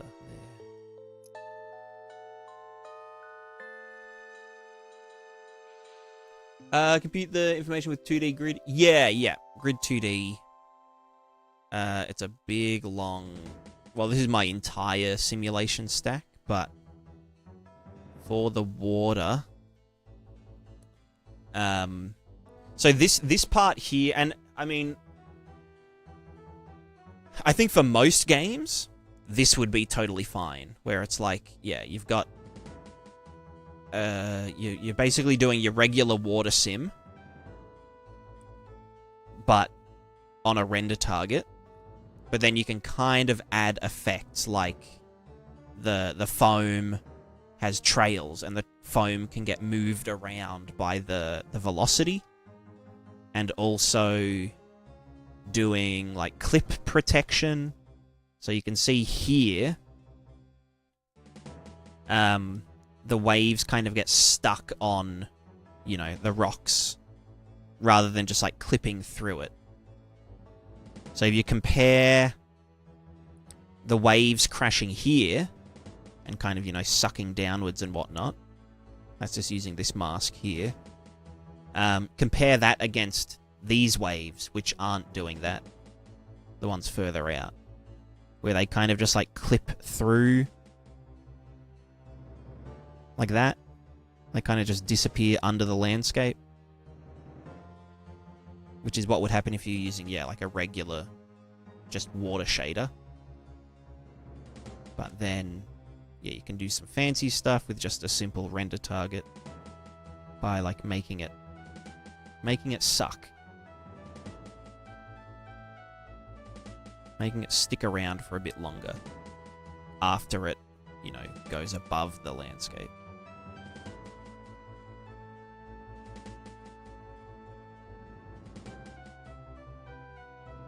You can see it here pretty well.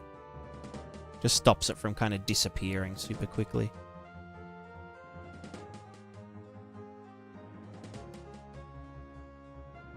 And then, yeah, and then in here is the fully simulated water, which is in the center of this zone, but isn't actually necessary. I think I'll probably let people turn it on and off, like the actual simulated water in here.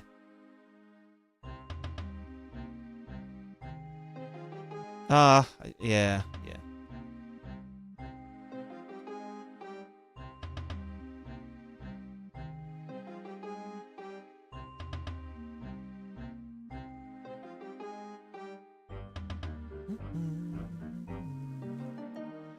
Okay, so... New water. Where was I doing...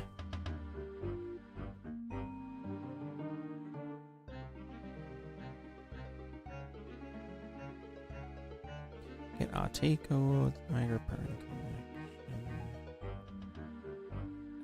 official water stuff, ocean splashes. Okay, so this one...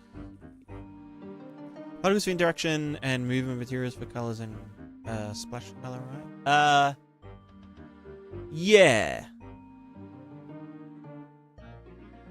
Materials for... Yeah. So everything that you see in the viewport is all materials. So, you know, noise textures, flow maps, and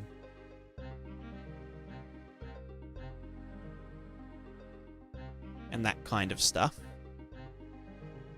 Well, when I say particles, so like Niagara, I'm talking about grid 2D particles. So imagine like a grid of particles that don't move, but they know about their neighbors. And so each particle has a rule that says, okay, if this is my current state and this is my neighbor's state, then what should my next state be? And that's how this ends up working. So the render targets are there to provide data for the materials to then utilize. So for example, can I go back to the freaking lake, please? I need to fix this controller. It's so bad.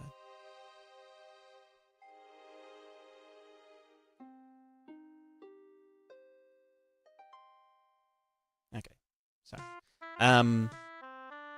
yeah, for example, if we go to this one, this is the velocity. So this tells us what the velocity of the water is. And so we use that in the material to drive, see like this flow map. You can see the foam, you know, moving around in these directions. So that's using these colors, which represent velocity.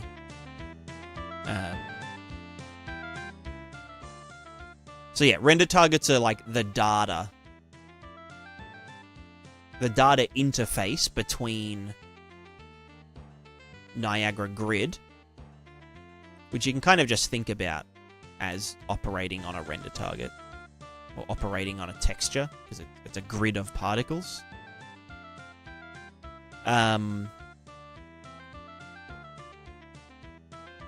Yeah. Does that make any sense? So the render targets are just the data that the material reads to make it look nice.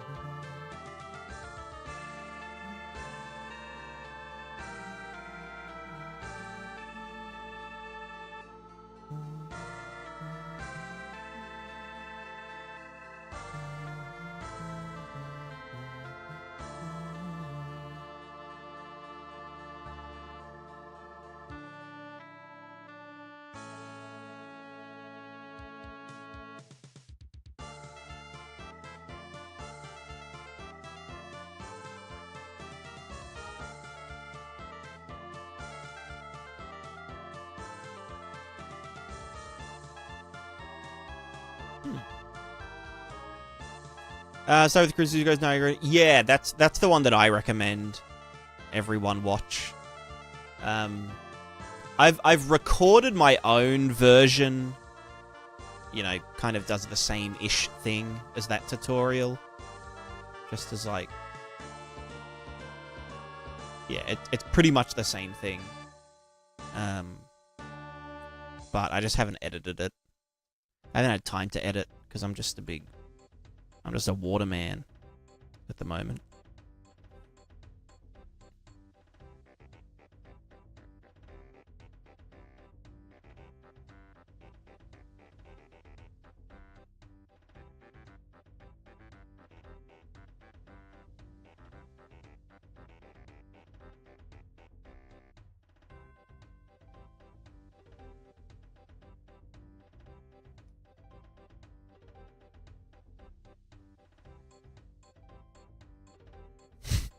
So dumb.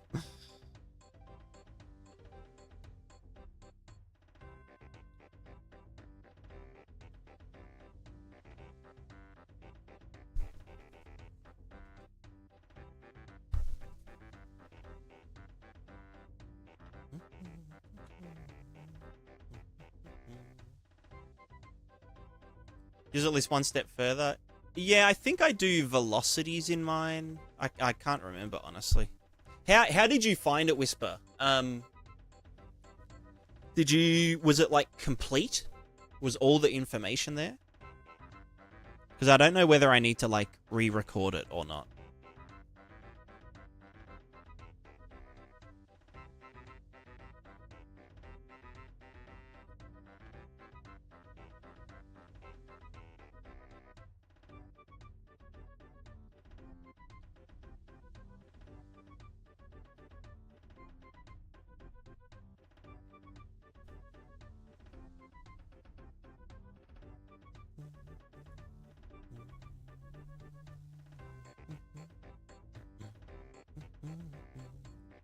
So I had this one here, which was... Oh, is this one actually... Let me try something. I can't remember if this exists anywhere. Oh no, this one does exist. Okay. What was this one doing?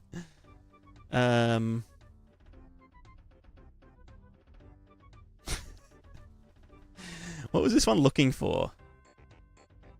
So this was doing spawn rate, 5,000 per second.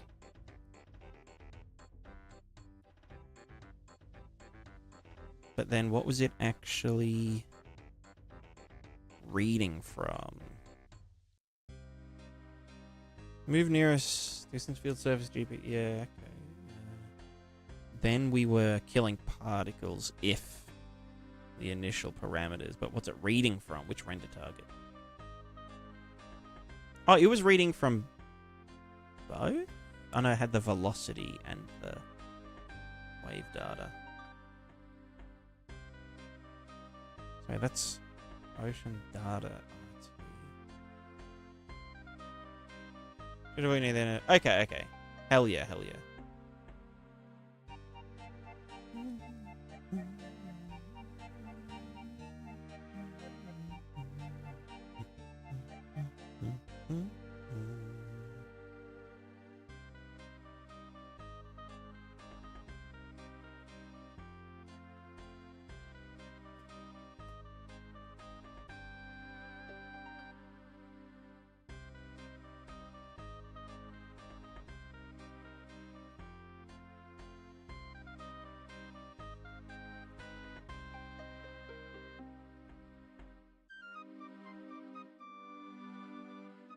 That moves the whole thing, doesn't it?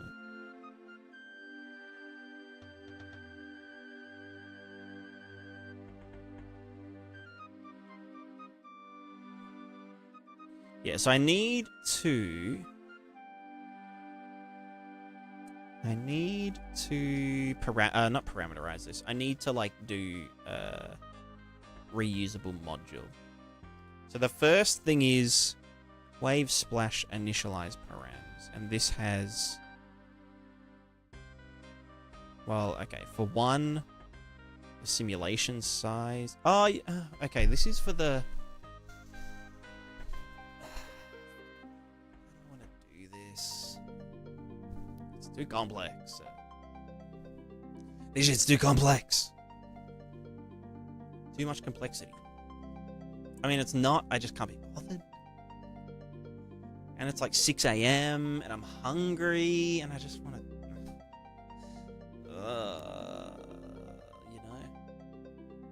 you know what I mean? Oop. What did I just do? Okay, my left click button is just like rooted.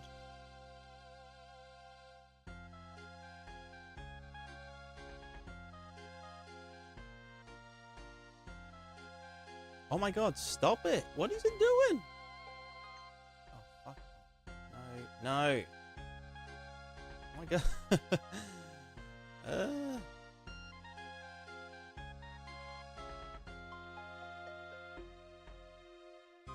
What am I fucking... Why am I here? Everything's gone fucked. All of my windows have moved around. Okay, you go below audio mixer. Scenes go there. Okay, I'm fine now.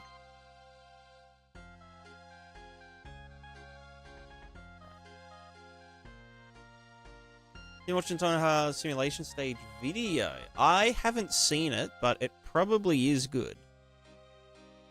Anything that, like...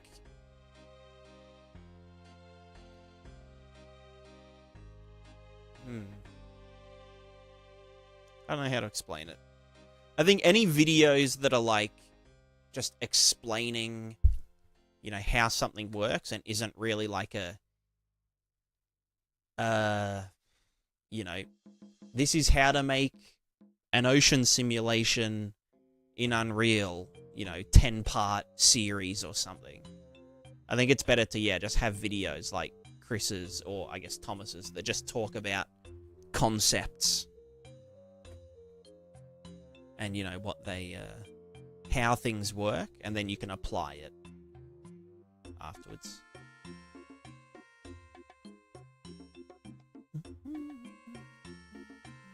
In Udemy. Okay, okay.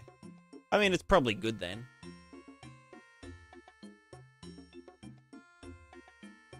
Yeah, I reckon I might wrap up.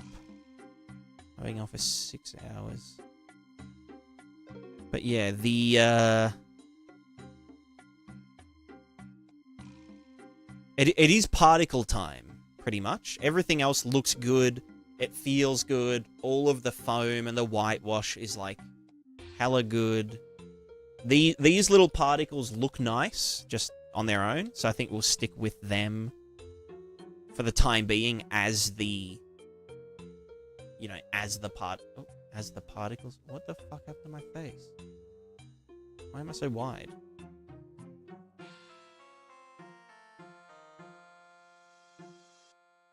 Oh my god, I need to fix this fucking mouse. No, stop unclicking, you fuck! Fuck! Oh, sorry.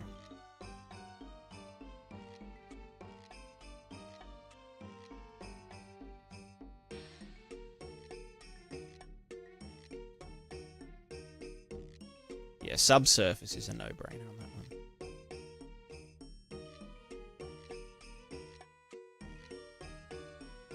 I'm actually gonna fucking blow my own head off. Yeah, so once we get particles going, the only things left after that are an optimization pass. So I want to do, I want to flip-flop between the water simulation and every other simulation in, like, alternating frames. And then just interpolate in the off frame.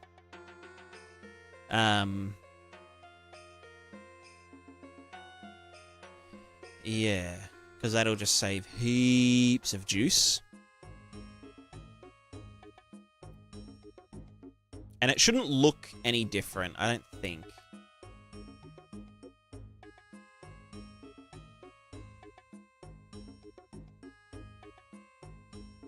Like, if I just told this to run at half the, double the speed, as long as it was stable, then yeah, it would be fine.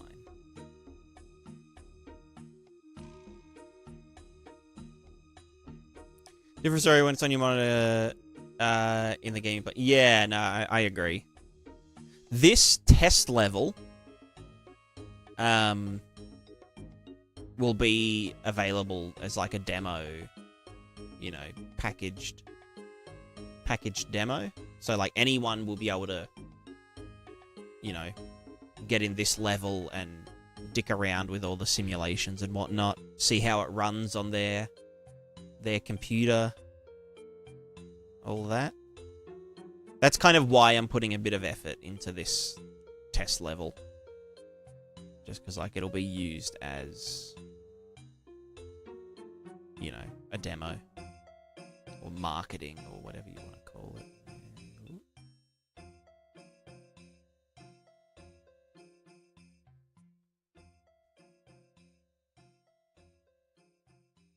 Exactly. Exactly.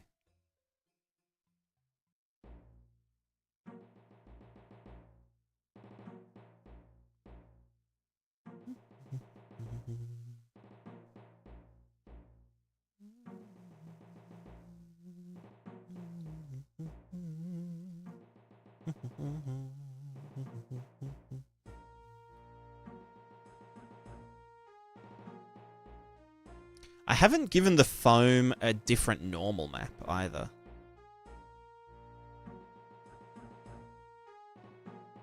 At least not yet. I mean, I probably should, but...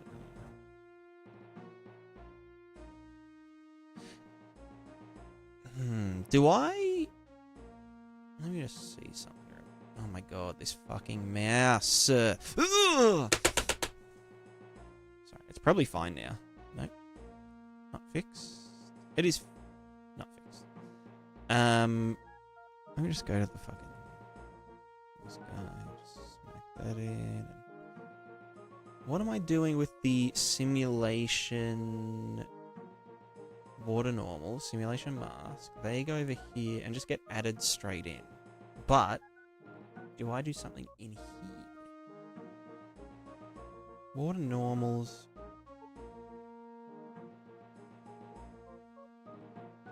Why the fuck am I doing that? Right now, I was dividing it by 4 in the thing earlier. So now... Okay, yeah.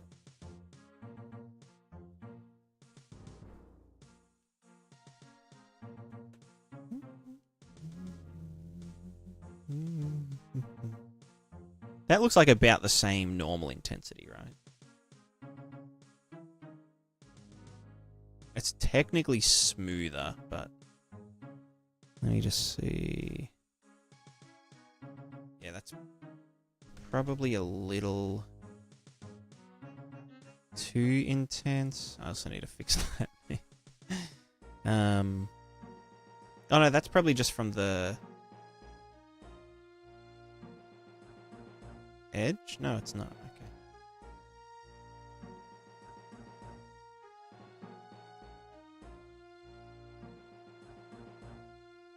Yeah, no, I think that's correct. Yeah.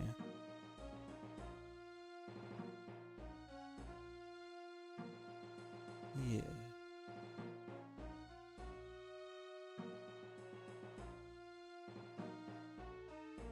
Oh god.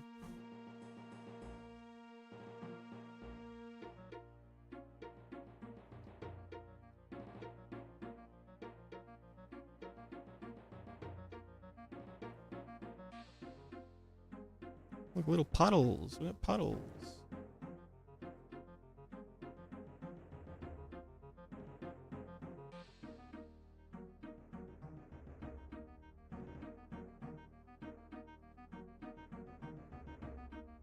So let's just sit here with our guy. You know, let me close, minimize all that, and then go big screen, and then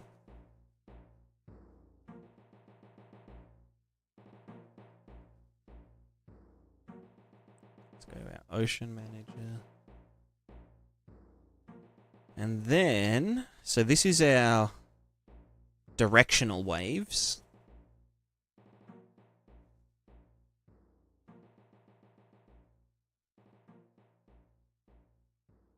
Also, it doesn't really look like they're crashing, but with the particles, I'm going to do something with, like, really steep water.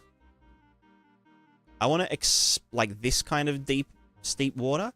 I want to experiment with, like, spawning ribbon particles that have the single layer water shader. That, you know, they shoot forward, and then when they hit the water, they do giant splashes. So we might actually get some, like, you know, some tubular waves, potentially. Alright, let's chill the directional waves out. So now this is just turbulent waves. Just turbulence. Can turn our turbulence down.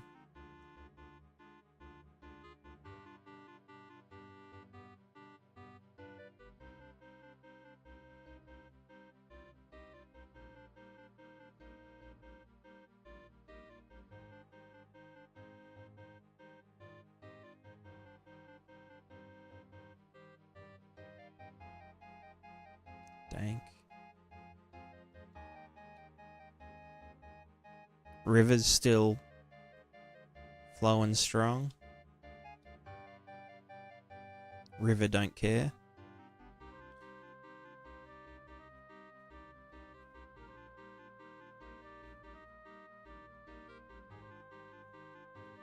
Sorry, it's getting dark. Let me just...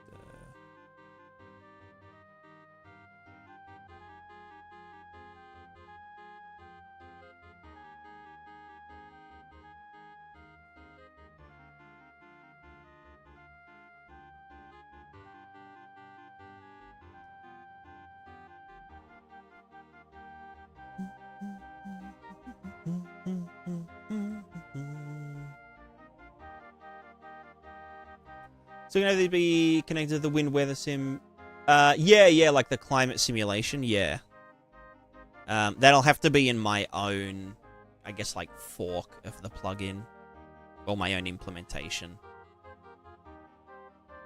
Just because, like, instead of using static...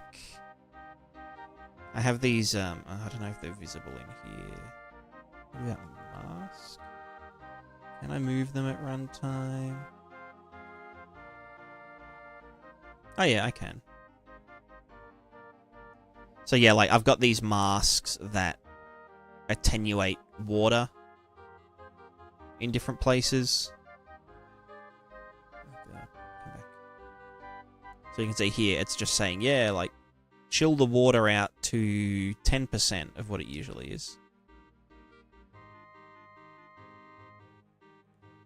And so even if... God, my mouse is like fucking giga broken. So if I just put this at this beach...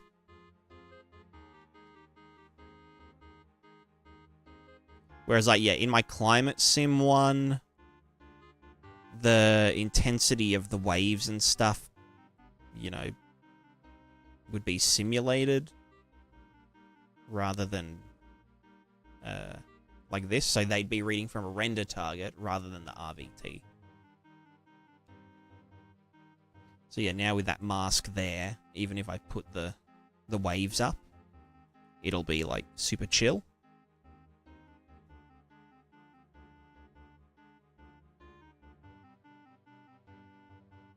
Or more chill. Yeah, definitely a bit more chill. That's just so people can be like, oh yeah, this is like a nice peaceful beach. Oh my god, that could just fuck off for now.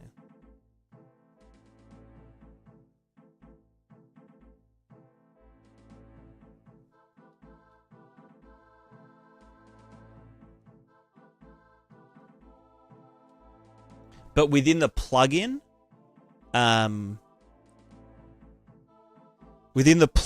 the water will draw to the foliage deform. So, yeah, if there's like seaweed or just like, you know, a river shore, but then the river starts flooding or something, all of the grass will get smushed over and, like, you know, be jiggling around in it. And also the wind simulation, so like, you know, the explosions and the spells and the gunshots and the whatever, that will affect the water. So if you've got really still water and you shoot an arrow over the water, it'll create like some little ripples and stuff. And for things like explosions, it'll be a bit more obvious. Like, it'll actually like really pizzazz the whole thing up. I might even be able to... Let me just get an exploder. Because that should draw into the simulation.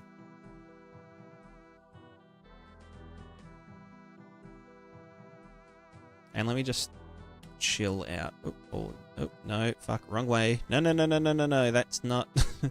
that is not what oceans look like. 0.25.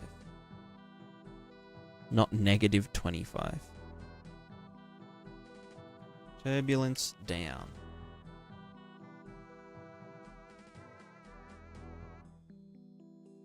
Turbulence down, wind up. Oh. Now we're chopping. No. Wind down. It's nice and peaceful. Just like mega chill.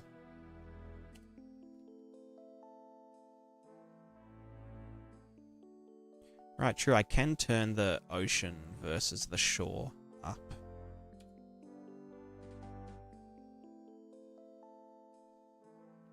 If whatever. Exploder. I'll put one right here. Did it go in? No. Drag. Oh my god. Fuck off. Drag. This fucking mouse, it's like actually fully retarded. Just like... Okay. Let me just smack the left click a bit. Alright, now let me put it in. Yes. Okay. So now it's sitting just here. If I then... the fucking... I don't know why it does this. But then immediately recovers. It's to do with the water waves render target.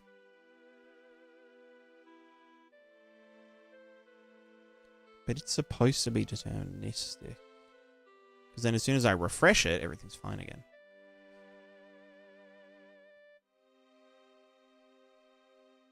Should let your cat catch a new mouse? True. I mean, they do that, like, on the daily. Man, mouse, yeah, I mean, I really don't want this one to disappear. Also, where's this explosion?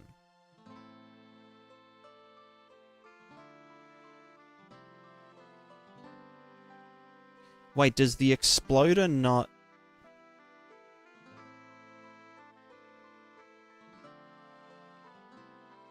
Ah.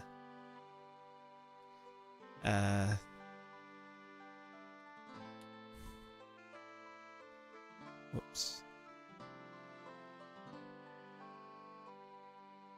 I see. It doesn't add a deform pulse.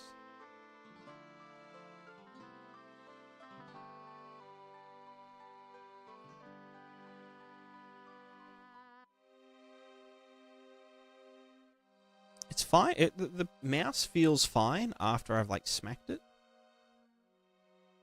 Oh, fuck, I'm not... Go up. Bad blueprint. Alright, now we should see...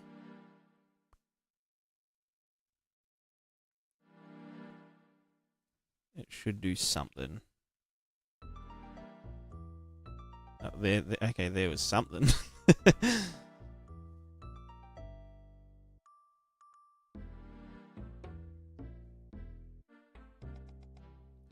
That can be way bigger. Oh, actually, it has a...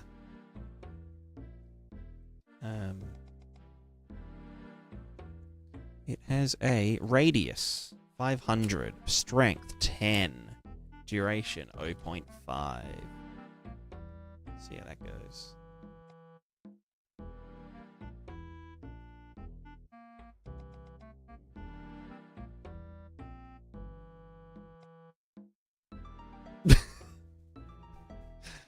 It's funny. Human, hello. I'm live in the flesh. So yeah, little explosions like that'll work in the water. If I lowered the strength, then... Looks amazing. Thank you. Thank you. Yeah, this is what I've been working on. Very, It's very silly. This whole thing's just a big... It's just a whole thing. It ain't nothing but a thing.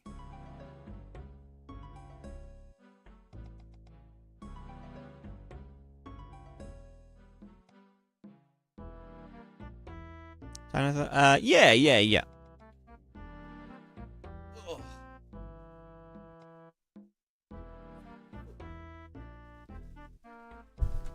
The math and the shaders and the...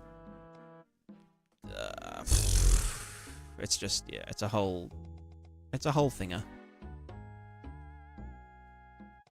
It's a very fast river. It's not as fascinating. Yeah. I mean, it's just, I lose myself in it sometimes, just like playing around. Pardon me. Got the burps. But yeah, the way it works, Human, is there's 3 zones. There's the sim zone, which is 20 meters around a character. Then there's the deterministic, or the semi-sim, maybe I'll call it the semi-sim zone, which is to about here. And then everything else is just a regular shader. But it's all changeable. Where's our ocean man? Ninja. So there's like, yeah, directional waves.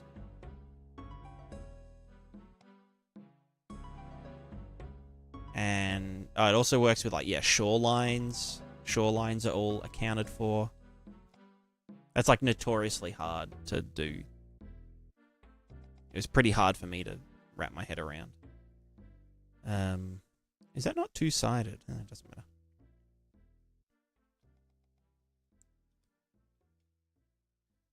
So we've got, yeah, our regular nice directional waves. We have like omnidirectional,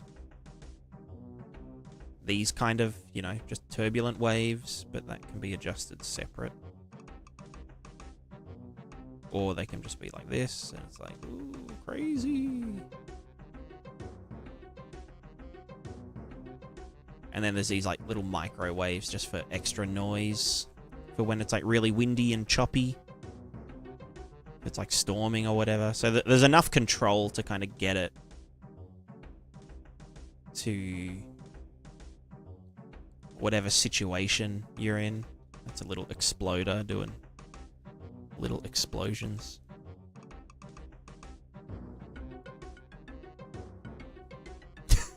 So dumb. Oh, wrong button.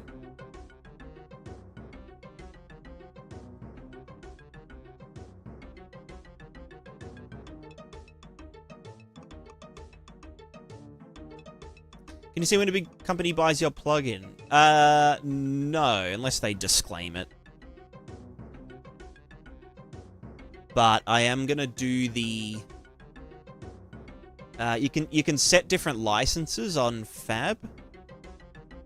So I might boost the kind of the professional license up to like $200 or whatever you'd get for like fluid flux and that kind of stuff. Also doing some... That's all good, that's all good. I'm probably going to wrap up soon because it's 6:30 a.m. for me. Fat Uncle's cannonballing the public pool. Yeah. Yeah, fair. $1 million. I mean, if they'd pay that much, I'd fucking... Yeah, why not?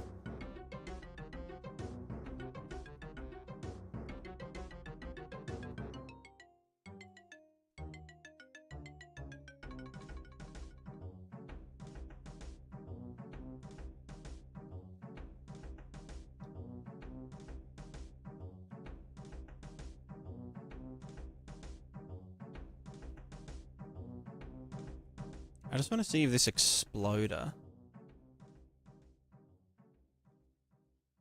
how big its radius can go.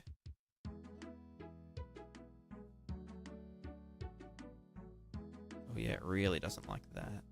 Why does it make like a cross? So weird. Right, because it sets the velocity.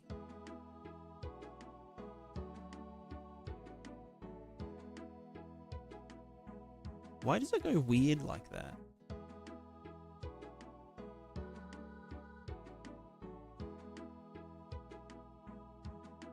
Also, can I change that at runtime? Or is it a... Okay, no, yeah, it does work. In-game.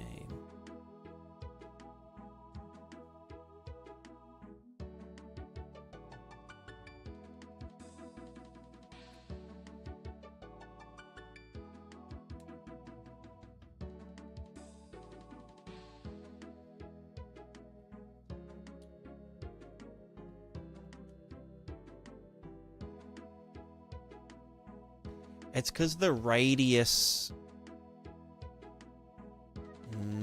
the strength gets multiplied by the radius in the water input thing. Your fat uncles are religious? I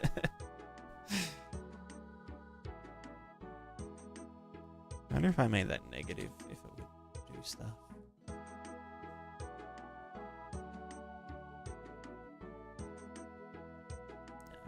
Possible create a whirlpool with your water system? Yes. I can actually do that with this guy. So this thing here, just put it there. It should be feeding in to the velocity. Oh yeah, it is doing it. Okay, well there you go. Okay, aside from that fucking whatever this is, just stop.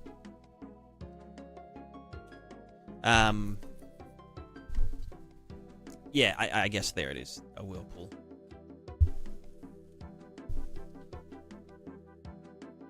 So this thing here uses the same... It's the same thing that drives the rivers, right? Like it's a velocity map. And it's just saying, yeah, do velocity that way and whatever.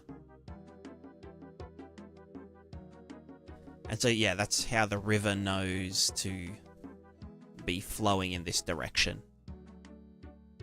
I do need to add some channel in the RVT that basically tells the water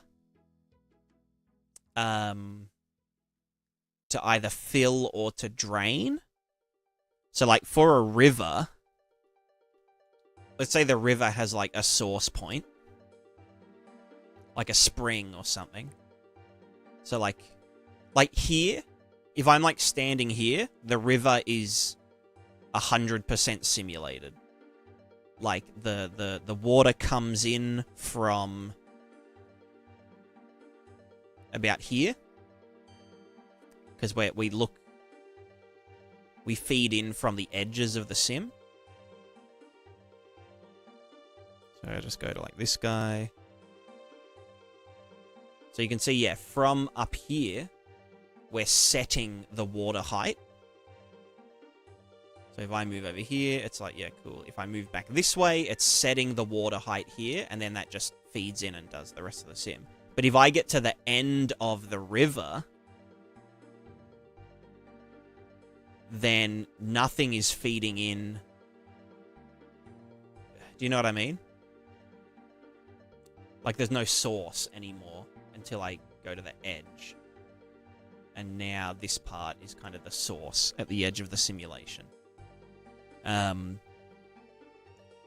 I 100% need an easy way to be like, okay, well, this bit of water over here, even if it isn't at the edge, we need that to be setting its height so that it's constantly, you know, You know, if water's coming out of a pipe or water is coming out of a spring or whatever, then it will just constantly be replenishing the water so that the simulation always has, you know, is always being fed. And yeah, and so then the same thing goes for things like whirlpools, where you'd probably want it to be like sucking water down into it from everywhere else. And also for things like drains, like gutters on the street, you know, you would want them, if it was raining, you'd want water to be disappearing into the gutters so that water could flow, you know, into the sides of the road and then do that kind of stuff. So that's just another thing to put into my list of things to do.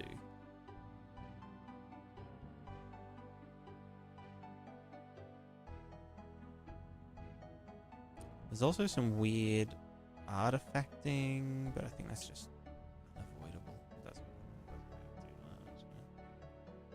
So top down only. For my game, yes, but for this plugin, it works. You know, any perspective.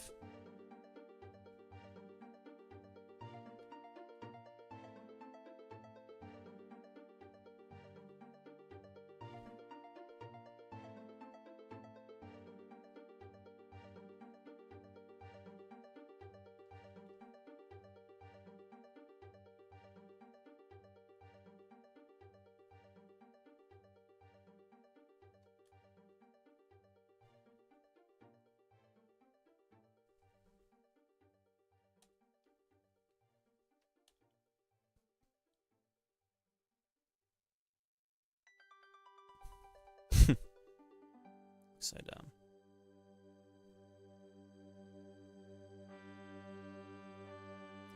Yeah, so this is why the waves shouldn't go above 1.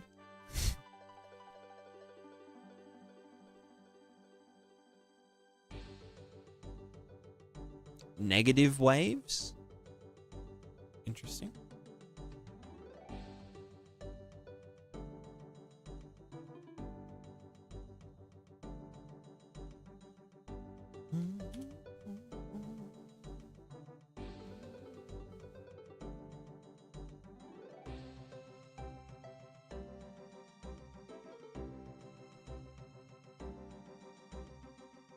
Nice. So yeah, this is what water in my game's gonna look like. It's like it's a creative decision, you know.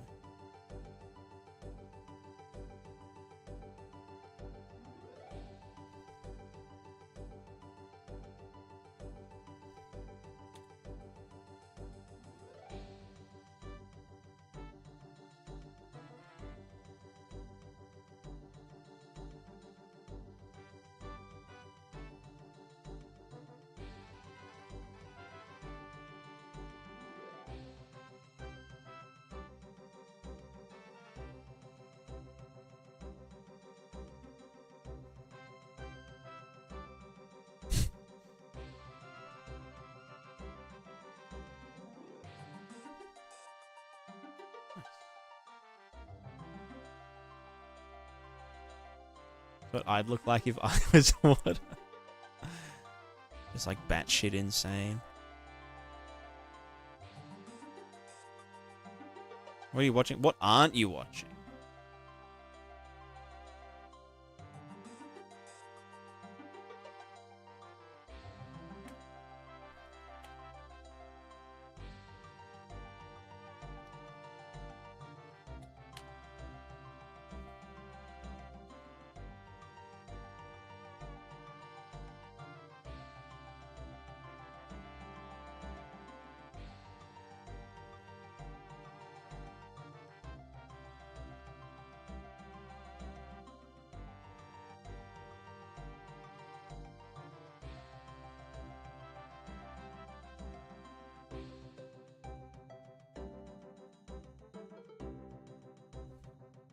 Things get kind of weird when you just like I don't know why this is falling off here. Oh, actually no, I do know why that's funny. It's because the water meshes. I've got one sitting up higher. So it actually simulates the water falling down.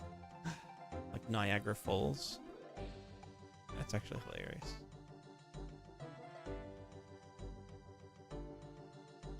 Yeah, so if the water is like 100% still, then this is what it looks like.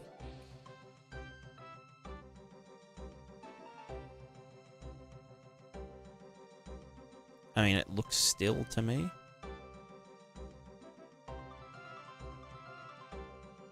Interesting.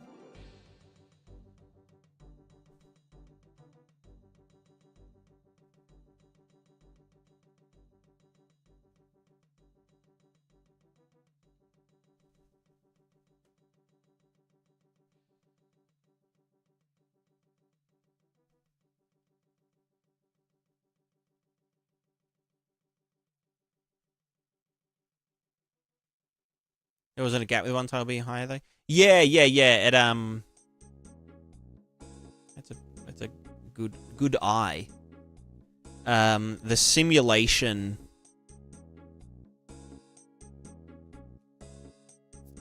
accounts for that pretty much. Like this bit here, you can have like I mean you can see here there's a giant overlapping tile overlapping with the smaller tiles, but the simulation don't care because the single layer water is just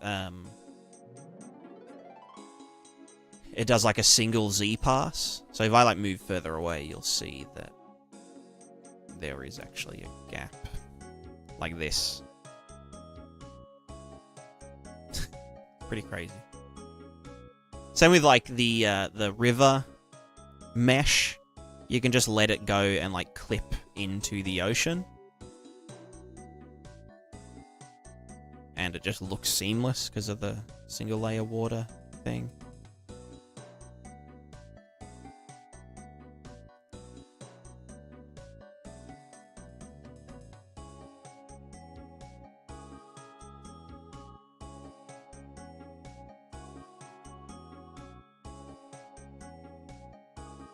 Oops.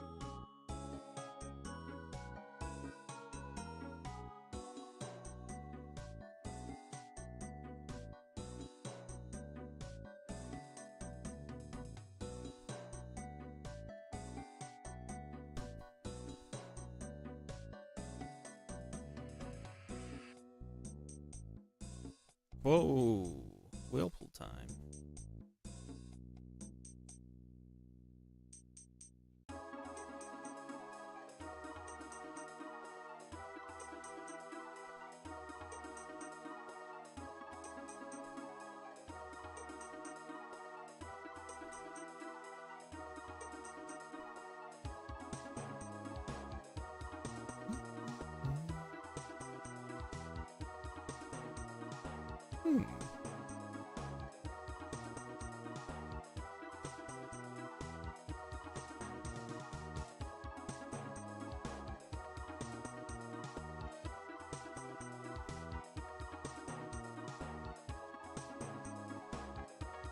These normals here are a little bit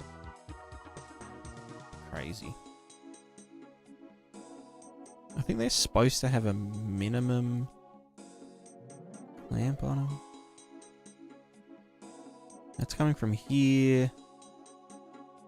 Right, the wind. Okay, that is for that.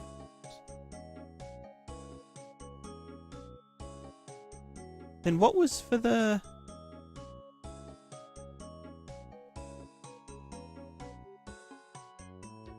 Oh, that was supposed to just min it. Whoops.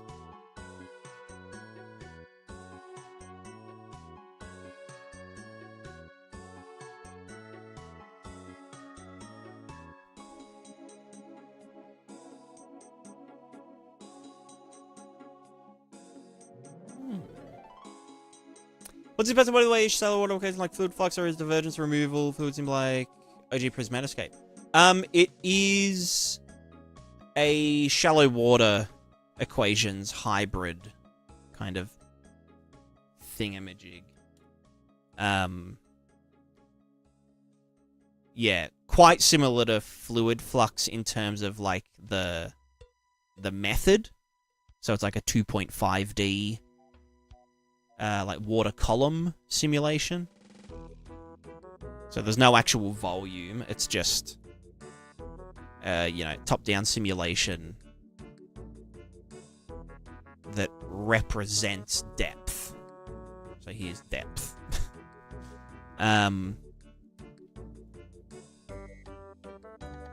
But the kind of difference between this and fluid flux is that this one always follows us around. So it's like a crazy sort of hybrid thinger. It's more I guess in the implementation that it differs from other ones. Same with like how a lot of the data is fed in to the simulation. So like for example, if we get some ocean waves going, some nice smooth boys. Yeah, like the shore waves is done using an RVT. This guy here. Why is that not showing its debug colors? Ocean shore. And the benefit of that is that it opens it up to be used in like procedural, like at runtime, because it's being drawn to an RVT. So there's like, you know, a shoreline gradient distance field, or SDF essentially. Whereas I think in fluid flux it gets pre-baked into a render target for the entire map, which can be a bit like, I guess if you were procedurally generating at the start of a game session, I don't know. It might get a bit weird on like gigantic maps and whatnot. Also, where the fuck is all my noise? Where's my noiser? Okay. Yeah, so then there's just like the style of water or the current state of the water. So like tiny wavelength, wind noise, omnidirectional flipbook waves, which fluid flux man pointed me towards the doing flipbook FFT, which I thought was fucking genius.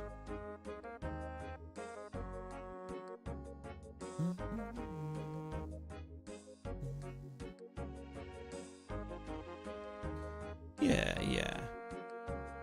But yeah, I've seen at least in the old fluid flux demos, I think the new version might be different, but what I wanted to do was around the perspective point, I wanted the water to be like completely simulated, like waves and all. So that way, if we like interact with the waves, if we had a boat or something, we could like cut through a wave and it would look nice. You know, it would like envelop around the boat and that kind of thing. Whereas some of the fluid flux footage I've seen, at least the one that had like the waves breaking over, that was using like a lookup table. Then there was just a water ripple simulation sitting on top of that. So this method allows for it to be like, can I look at the normals while I'm in this mode? No, I can't really. Yeah, just allows it to be still fully interactive, but it gets assisted by, you know, the big boy. There's like a big boy render target for like the middle distance waves. which is this one and this one here. And so the actual like live simulation sits about here, so right in like the dead center. And so this render target of, you know, the deterministic ocean simulation drives the simulated zone. So it basically adds its velocity into this one, wherever it needs to.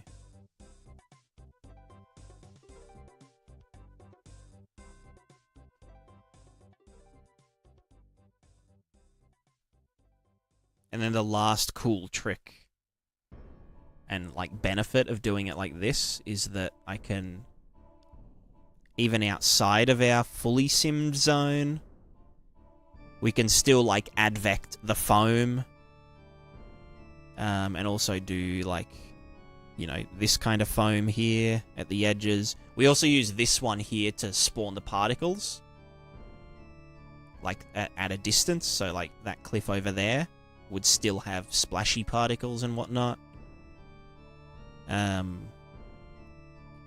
But yeah, you can also do, since this is in a render target, some, I call it clip protection, where like if the water goes up here, it won't just like disappear down through the rock immediately. It can kind of stick around on land that it's just been on top of. So if you compare like this here, the water kind of draining off and whatever, to something outside of the zone, where it just like clips through and just like disappears entirely.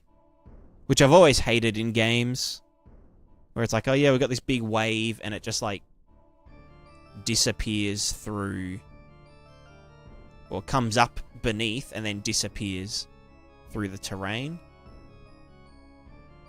So even just this little trick that I came up with,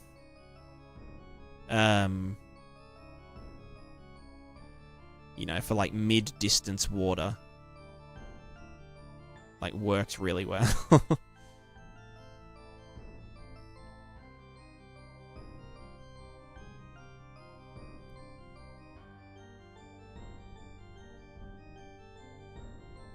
Millisecond budget you aiming for? For the entire plugin, because the plugin deals with like foliage interaction, wind or local wind simulation, you know, sand and snow and all that interaction stuff. On this machine, I want to try and get it down to an idle cost of 1 millisecond. At the moment, it sits at 2. Or like 2.5 with everything running. But there's definitely a lot of like wasted processing. For example, like every frame.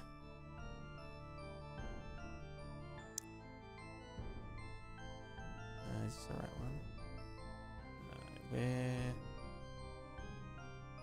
where's my actual render target? Wave velocity. Wait, why are you not? Oh, right. Yeah, every frame we are resampling the RVTs and, like, you know, to get the input data, like the landscape height and all that kind of stuff. Which is wasteful because, like, we can just do it once and then have the values cached and ready to go.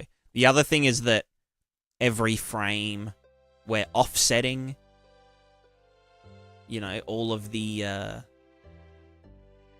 like doing a sample to like move the pixels around. Whereas, and we're doing that for every render target, every simulation, every frame. Whereas that could be cut down to like either a rolling cycle between all of the simulations, or just based on, yeah, like if we move enough. Because it already quantizes, so that it only ever moves in whole pixels. So I could just up that quantization to be every 8 pixels or every 16 pixels.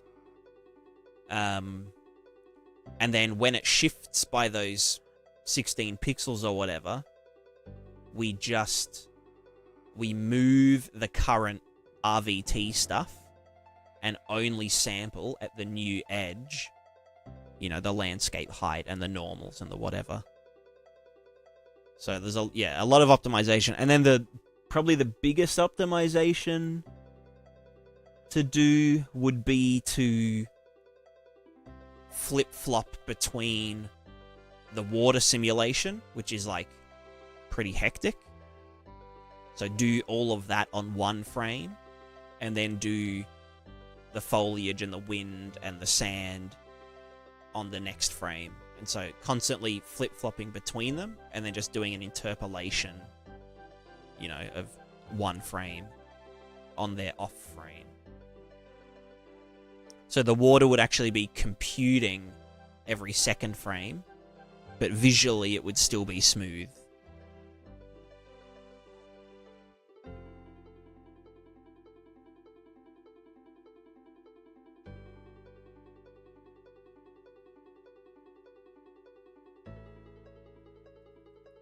It's also nice. One of the nice things about the RVTs, you can see the detail from these stones. So the water actually takes the texture's height map into account, even though there's no geometry there.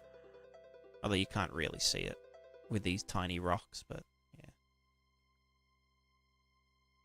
It's really noticeable with like tiles and stuff. It's a nice detail. Thank you, thank you. Yeah, I'm pretty stoked with how it's all going. It's going to be good to get it all finished. That's for sure. I'm verily looking forward to having it all done and dusted.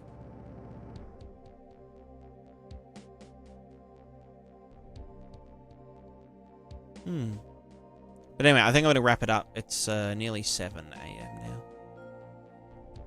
So I might... Maybe I'll have breakfast. I don't know. I'm not tired. I didn't sleep till like 9 o'clock yesterday. I don't know. Maybe I'll chill. But yeah, thanks everyone for hanging. I hope you all had a good old time. The internet didn't drop out tonight. It did cut out, but that's because the bitrate was too high. So anyway, let's raid out. Let's raid Mr. Crimson. Yeah, I haven't raided in a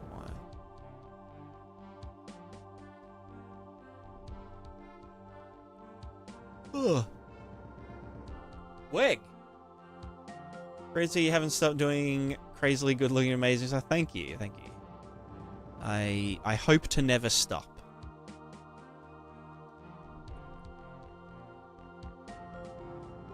I mean, it's just what I like doing. I'm a very wet man. I am.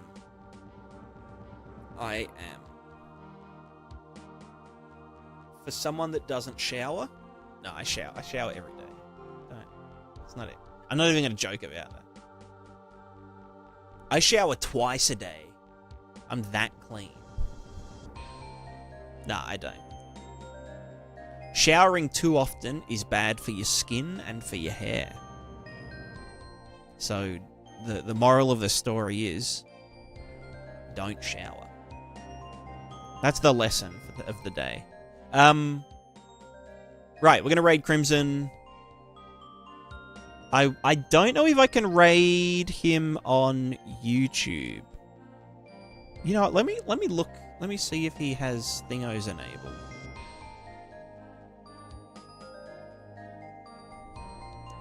Channel thingo. Anyway, we'll do that on not Discord. What's it called? Twitch. So anyway, goodbye Twitchers, Twitchos, and then YouTube's will try and raid. All right. Goodbye. See ya.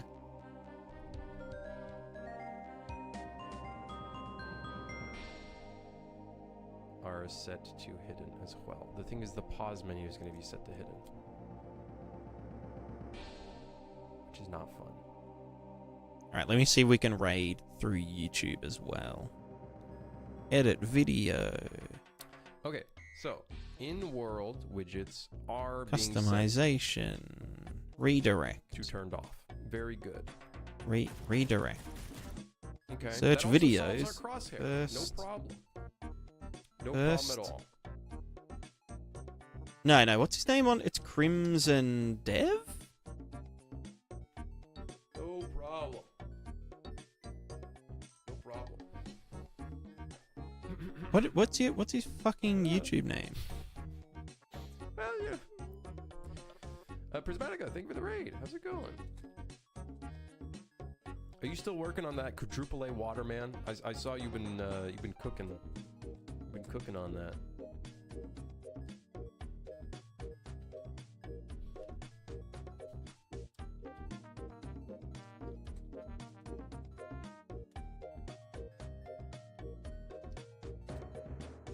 You have YouTube redirects enabled? I can raid you on YouTube apparently. I have no idea. I don't even know how to enable that. Is that enabled by default? Let me see my channel level settings.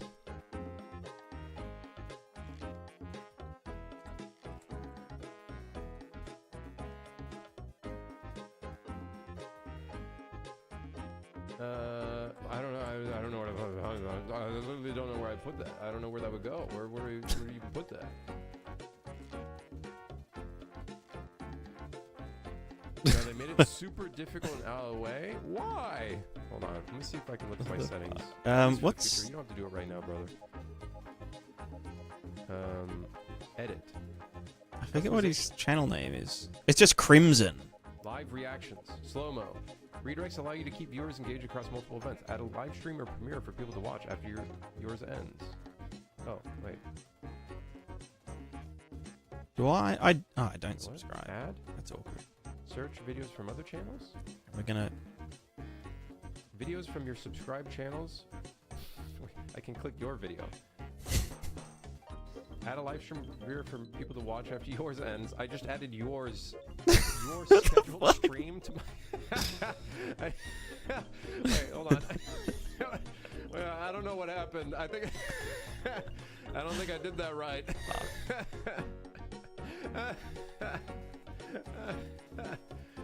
Because redirect allows you to keep viewers engaged. Send them to any channel that gives you redirect privileges. Hey, I added your stream. Did I do that right? Fuck, yeah, I definitely did not do that right. But I'm gonna leave that there. Anyway, I'm just gonna put this in the chat. You guys go here. Go to this.